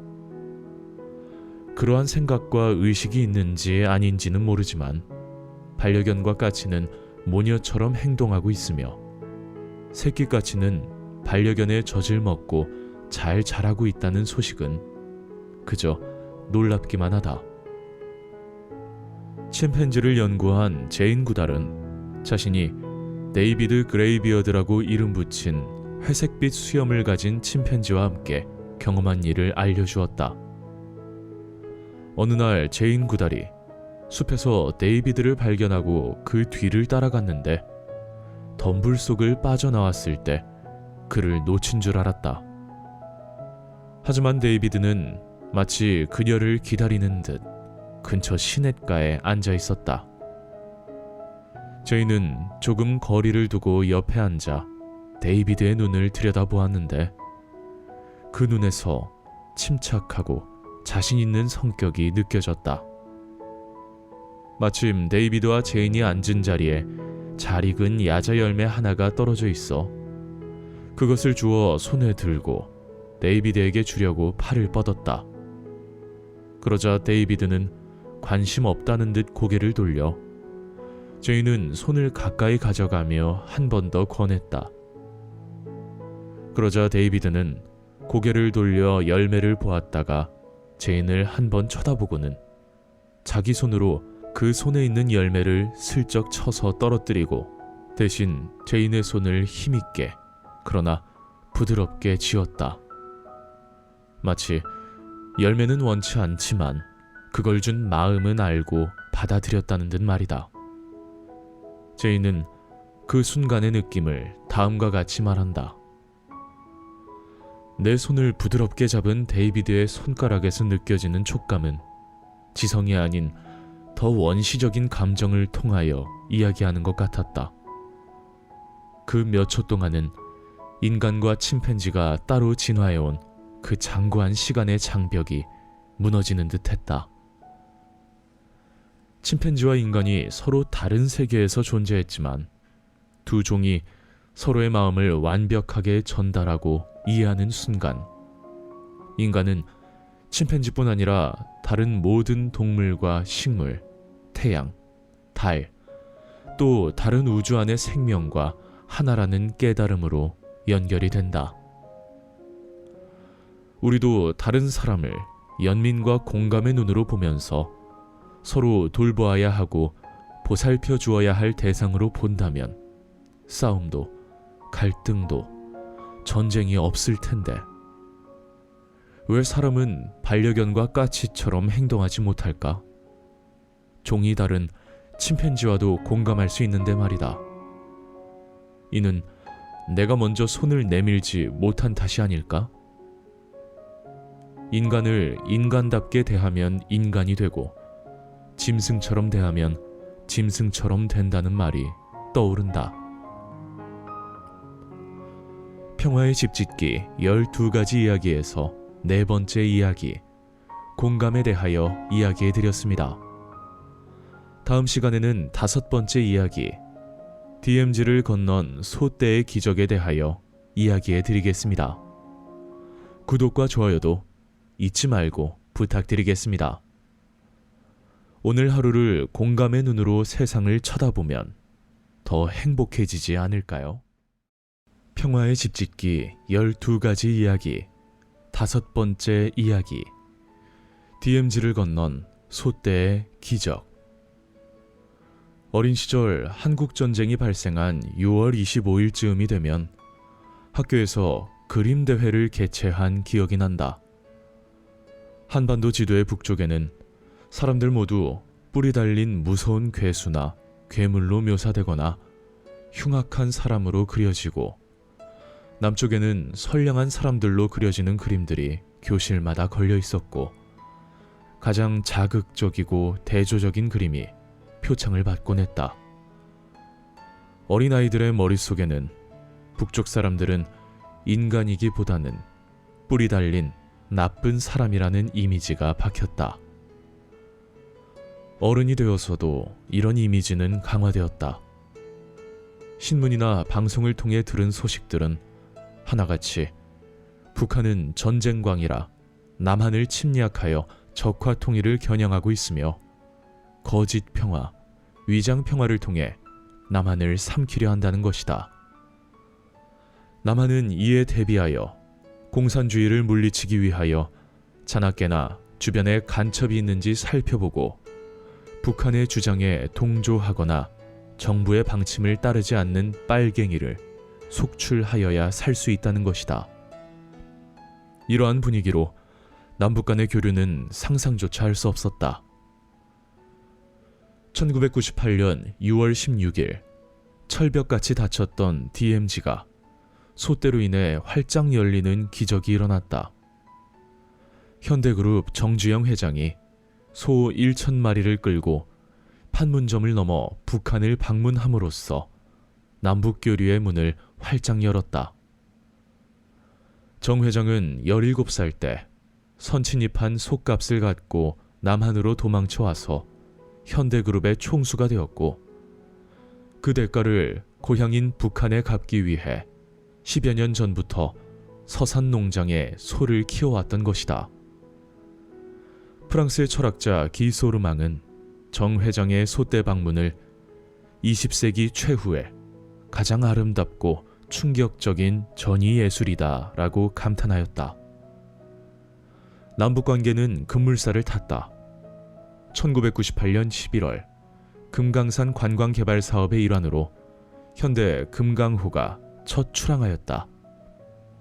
다음 해에 현대 아산을 설립하여 대북 사업을 계속했으며 2000년 8월에는 금강산 개성 특구 지정 및 인프라 사업권을 북측과 합의하게 되었다. 남북 교류의 물꼬를 튼 소떼 기적을 이룬 정주영 회장과 북한과의 인연은 10년 전에 있었다. 1989년 1월 북한 노동당 서열 제4위의 허담의 초청으로 정주영 회장은 민간인 신분으로는 최초로 북한을 공식 방문했다. 김일성 주석을 만나 금강산 개발 사업은 민족의 사업이며 금강산 개발로 평화를 사랑하고 풍요로운 사회를 사랑하는 전 세계인들에게 크게 이바지할 수 있다는 말로 북한 당국자들을 설득해 갔다. 2002년 9월에는 경의선, 동해선 철도 및 도로 연결 사업을 착공했다. 11월에 현대아사는 금강산 관광 및 개성공단 조성 사업을 할 수 있었다. 2003년 8월에는 금강산 육로 관광이 시작되어 2005년 6월 금강산 관광객 100만 명을 돌파하였고 8월 개성관광 시범 관광을 시작하였다. 2003년 10월 평양 류경 정주영 체육관을 완공해 남쪽의 유명한 가수들과 예술인들이 평양의 류경 정주영 체육관에서 공연함으로써 남북의 문화 교류에도 이바지하였다. 오늘날 뉴스는 좋은 소식보다 충격적인 범죄나 테러, 전쟁 소식이 대부분이다. 스스로 목숨을 끊는 뉴스가 비일비재하다. 삶에 비관하기 때문이거나 자신의 범죄 행위를 스스로 용서할 수 없기 때문이다. 미래에 희망이 없기 때문이다. 스스로 생각할 때 희망을 볼 수 없고 세상사를 돌아봐도 도저히 희망이 보이지 않을 경우 지구별에 온 여행을 강제로 멈춰버리고 지구별을 떠나버린다. 세상을 살면서 우리가 믿는 대로 일이 일어난다는 플라시보 효과를 그대로 믿는다면 우리는 희망을 가질 수 있다. 희망을 가지면 다른 길이 보이기 때문이다. 서로 죽이고 죽는 참혹한 전쟁터에서 크리스마스에 함께 노래를 부르고 나누어 먹을 수 있다는 것은 서로 영원한 적이 아니고 친구가 될 수 있다는 신호이다. 간절히 믿고 바란다면 기적이 일어난다는 것을 상상한 척으로 1만 4천 명의 민간인을 싣고 수많은 어뢰를 뚫고 탈출한 흥남부도의 기적을 통해 알 수 있다. 우리가 희망의 뉴스, 기쁨의 뉴스, 사랑의 뉴스, 포용과 관용의 뉴스거리들을 많이 볼수록 우리 사회는 더 밝아진다. 교육, 언론, 정치에 몸담고 있는 사람들이 긍정의 교육, 희망의 뉴스, 포용의 정치를 보여주면 세상이 더 밝게 변화하리라. 나부터 좋은 소식, 기쁜 소식, 행복한 소식, 평화의 소식을 전파하여 평화의 메신저가 되면 좋겠다. 평화의 집짓기 12가지 이야기에서 5번째 이야기, DMZ를 건넌 소떼의 기적에 대하여 이야기해 드렸습니다. 다음 시간에는 6번째 이야기, 인디언의 지혜에 대하여 이야기해 드리겠습니다. 구독과 좋아요도 잊지 말고 부탁드리겠습니다. 우리도 정주영 회장처럼 긍정의 마인드를 갖고 살아가는 습관을 가진다면 어떨까요?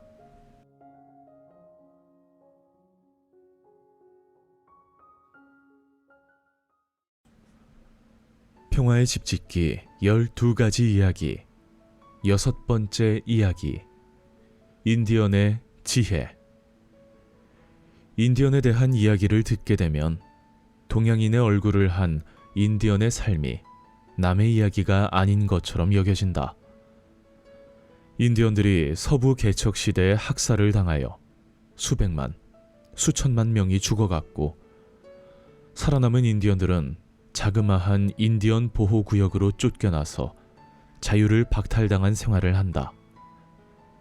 희망도 잃은 채 술과 마약에 의지하여 불행한 삶을 살고 있다는 얘기는 마치 같은 동족이 그러한 삶을 사는 것처럼 애절한 감정을 일으켰다.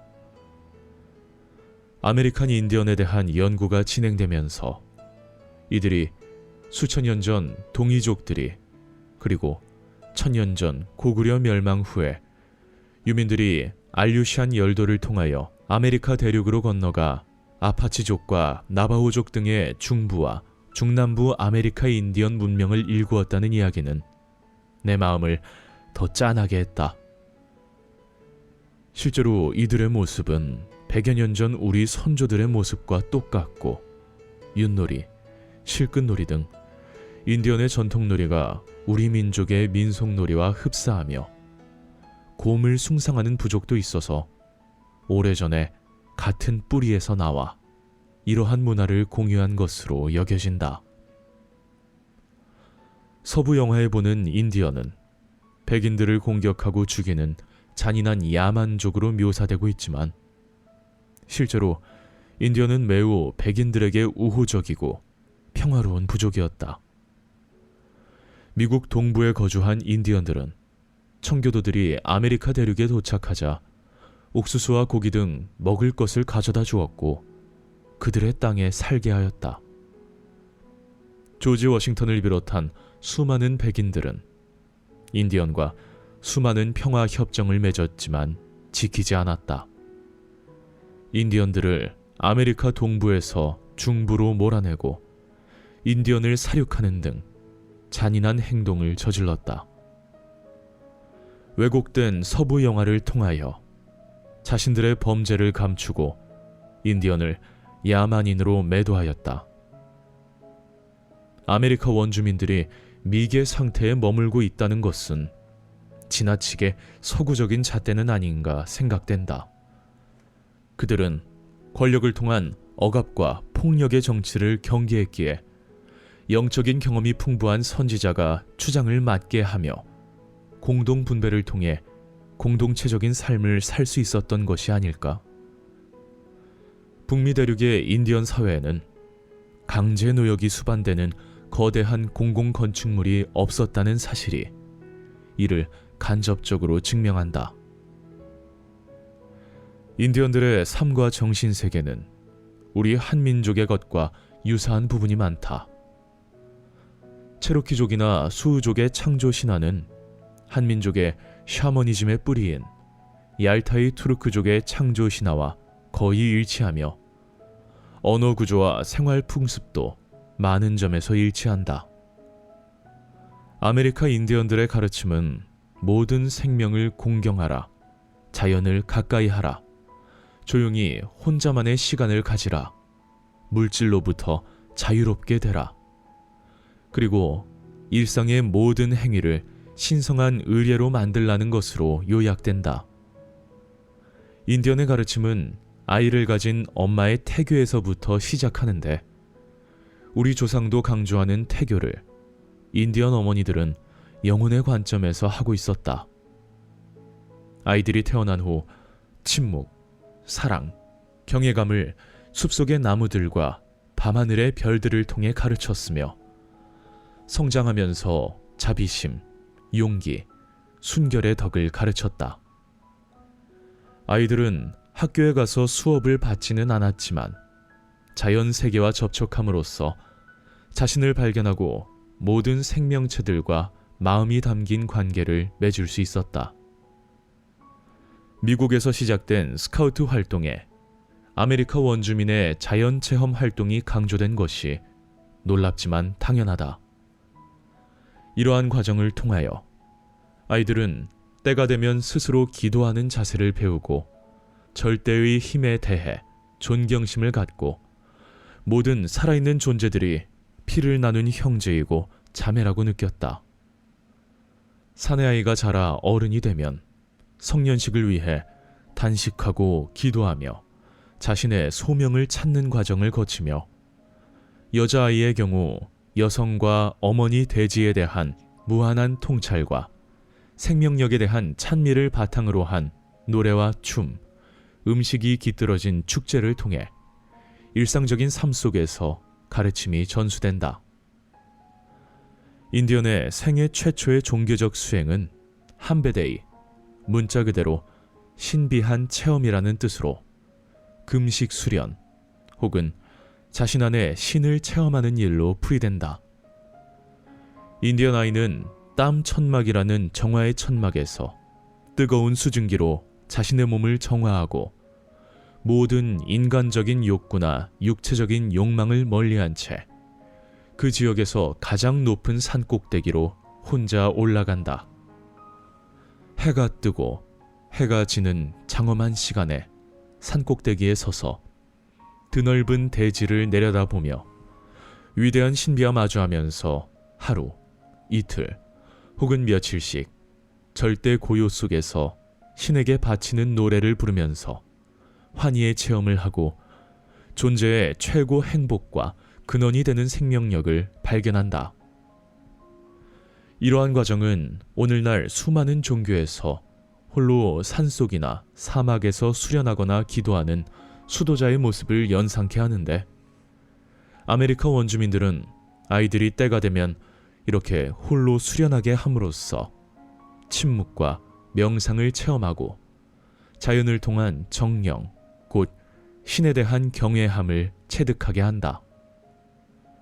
평화는 침묵과 명상, 기도와 수련을 통해 이뤄진다는 것을 인디언들의 수행을 통하여 알려준다.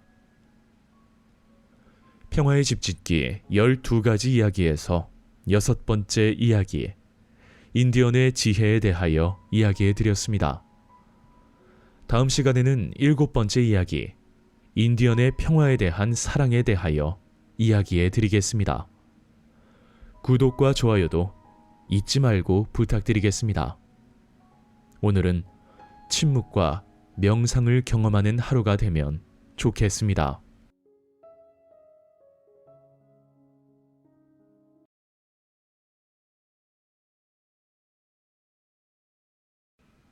평화의 집짓기 12가지 이야기 7번째 이야기, 인디언의 평화에 대한 사랑. 우리에게 인디언은 서부 영화에 나오는 난폭하고 잔인한 이미지만을 기억하고 있다. 하지만 인디언에 대한 서구인들의 기록을 보면 그들이 삶에 대해 얼마나 감사하고 평화를 사랑하는 민족인지 잘 알 수 있다. 아침에 눈을 뜨면 아침 햇살에 감사하라. 살아있음과 건강함에 감사하라. 먹을 음식이 있음에 감사하고 삶의 기쁨에 감사하라. 가끔 감사할 것이 없을 때는 자신에게 잘못이 있음을 확실히 인식하고 쉬어라. 모두크족의 킨트 푸에시가 남긴 말이다. 세상사의 바쁨과 소음 속에서 사람들은 가끔은 높은 산에 올라가서 자연 속의 침묵을 통하여 지혜를 얻으려고 한다. 인디언들은 침묵을 매우 중요시하여 아무것도 보이지 않는 곳에서 주의 깊게 보는 법과 아무 소리도 들리지 않는 고요한 상태에서 듣는 법을 배운다. 수우족 출신의 오히예사는 침묵에 대해 이렇게 말한다. 우리는 완전한 균형의 증거인 침묵의 힘을 깊이 신뢰한다. 침묵은 몸과 마음과 영혼의 절대적인 균형이다. 어떤 상황에서도 평온함을 유지하고 흔들리지 않을 수 있는 사람. 나뭇잎 하나 흔들리지 않는 고요함을 유지할 수 있는 사람.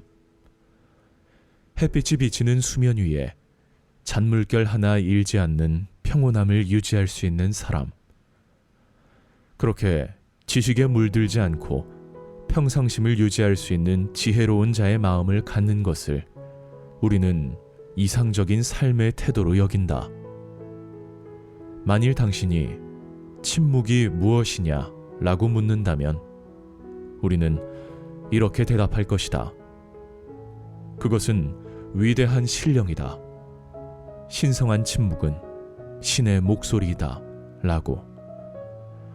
만일 당신이 침묵의 열매가 무엇이냐 라고 묻는다면 우리는 대답할 것이다.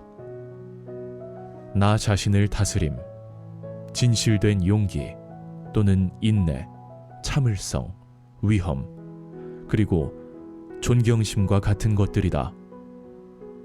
침묵은 인격의 초석이다.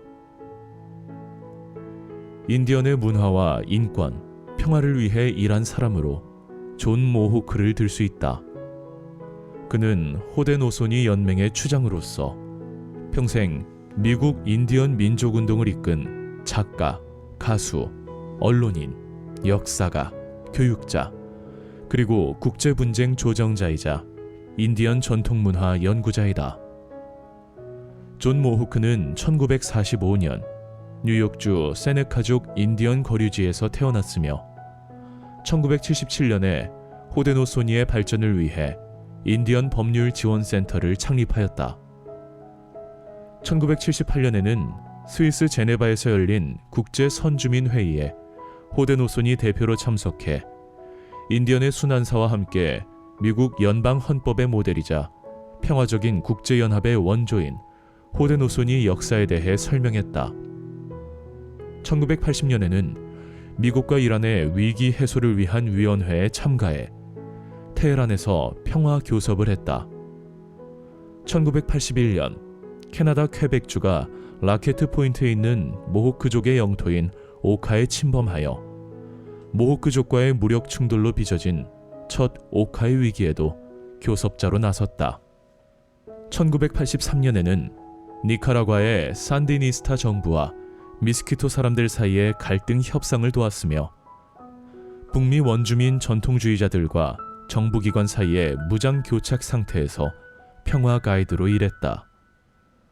또 살라만카 토지 임대위원회의 일원으로 세네카족 영토 반환 운동에 참여하고 1988년 교섭자로 살라만카 조정법의 성립을 위해 노력했으며 콜롬비아와 이란의 분쟁을 종식시키기 위해 호데노소니 대표로 양국에서 교섭을 했다. 호데노소니의 회의장인 롱하우스의 합의에 의한 화평조정 시스템에 따른 그의 세계평화 추구 노력은 평화학의 모델이 되었다. 그는 2005년에 쓴 평화로 전환한 전사들에서 호데노소니의 전사들이 평화 조정을 거쳐 사륙을 중지한 얘기를 인용하면서 미국의 대테러 전쟁을 비판했다.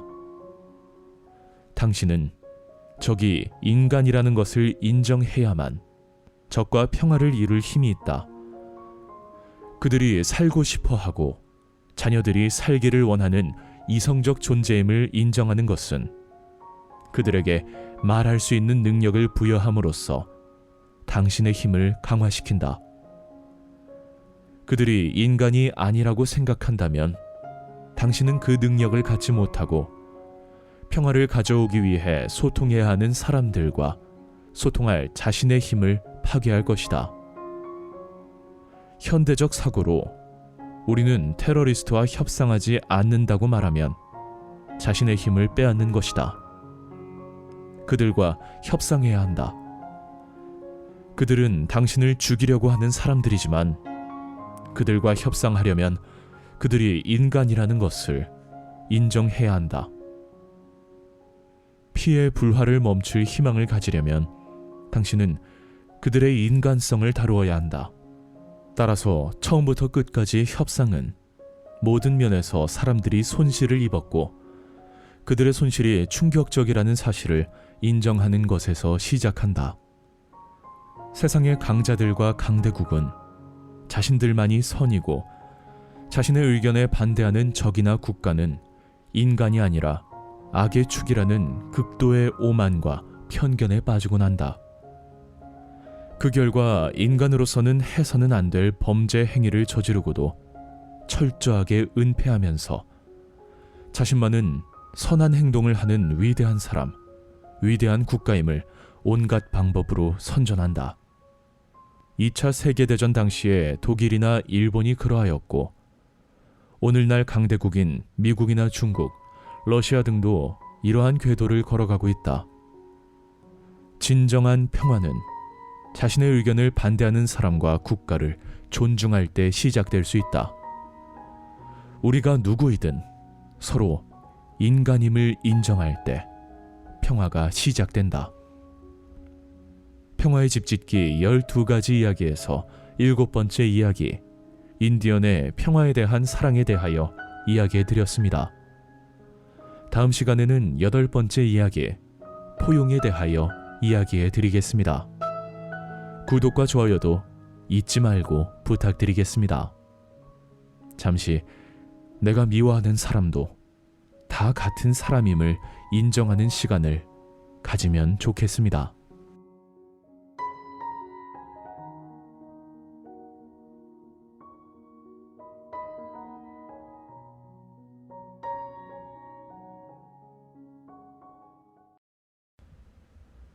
평화의 집 짓기 12가지 이야기 8번째 이야기, 포용.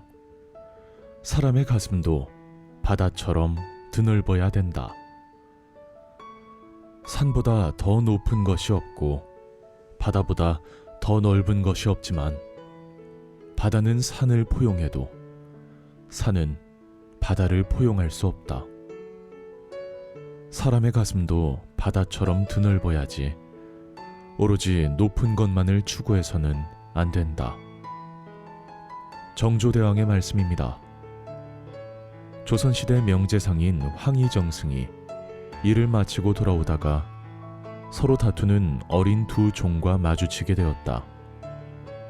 민망해진 어린 두 종 중 하나가 자초지종을 얘기하며 상대방이 잘못하여 그리 되었다고 말하자 그래, 네 말이 옳구나 하고 다독거려 주었다. 그런데 다른 종은 주인이 상대방 편을 드는 줄 알고 변명하니 그래, 네 말도 옳구나 하고 타일러 보냈다고 한다. 방 안에서 이를 지켜보고 있던 황희정승의 아내가 아니 대감께서는 이놈도 옳다 저놈도 옳다 하시니 어찌 그러십니까? 옳고 그름을 확실히 밝혀주셔야 되지 않겠습니까? 한나라의 정승께서 그리도 사리가 분명치 않으시면 어떻게 합니까? 하고 말했더니 황희정승은 맞소, 부인 말씀도 참으로 맞소 하고 대답하여 그만 부인도 어이가 없어 웃고 말았다고 하는 이야기가 전해온다. 황희정승처럼 이 사람도 옳고 저 사람도 옳고 또 이를 책망하는 아내도 옳게 보는 태도는 지나치게 한쪽 의견만을 옳게 생각하고 상대방의 의견은 악으로 불신하는 오늘날 우리 모두에게 요구되는 덕이 아닐까 생각된다. 왼쪽도 품고 오른쪽도 품으며 양쪽을 모두 품는 포용의 정신이야말로 우리 안에 있는 뿌리 깊은 편견을 깨치고 상대의 관점을 역지사지의 마음으로 수용함으로써 차별적이고 억압적인 세상을 따뜻하고 자유로운 세상으로 거듭날 수 있게 만들지 않을까? 나 스스로 물음을 던져본다. 나는 사고가 자유로운 인간인가? 나만의 편견과 아집에 사로잡혀 있지 않은가? 나 자신을 향한 시선에서 가까운 가족을 보는 시각, 친구와 지인을 대하는 마음가짐에서 경제적인 잣대나 정치적인 지향, 종교에 따라 가까이함을 달리하고 있지 않은가? 함께하는 사람들과의 사귐에서도 일정한 잣대를 갖고 대우하지 않는가? 소통과 대화는 하되 반대할 것은 반대하고 찬성할 것은 찬성하고 있는가? 내가 미리 판단하고 단정하기보다 만나서 얘기를 하고 인정할 것은 인정하고 아닌 것은 아니라고 말하는가? 내가 먼저 내 안에 색안경을 없앨 때 다른 사람을 공평하게 대할 수 있고 그러할 때 너와 나는 생각의 차이, 이념의 차이, 종교의 차이, 국적의 차이를 넘어서 친구가 될 수 있으리라. 내 편과 너의 편을 가르지 않고 보수와 진보를 모두 껴안을 수 있을 때 한쪽만의 고집과 자만심에 가득 찬 모습에서 양날개를 단 포용의 단계로 올라가지 않을까? 평화의 집 짓기 12가지 이야기에서 8번째 이야기, 포용에 대하여 이야기해 드렸습니다. 다음 시간에는 9번째 이야기, 도산 안창호에 대하여 이야기해 드리겠습니다. 구독과 좋아요도 잊지 말고 부탁드리겠습니다. 잠시 내가 반대하는 사람, 반대하는 의견에도 귀를 기울이는 시간을 가지면 어떨까요?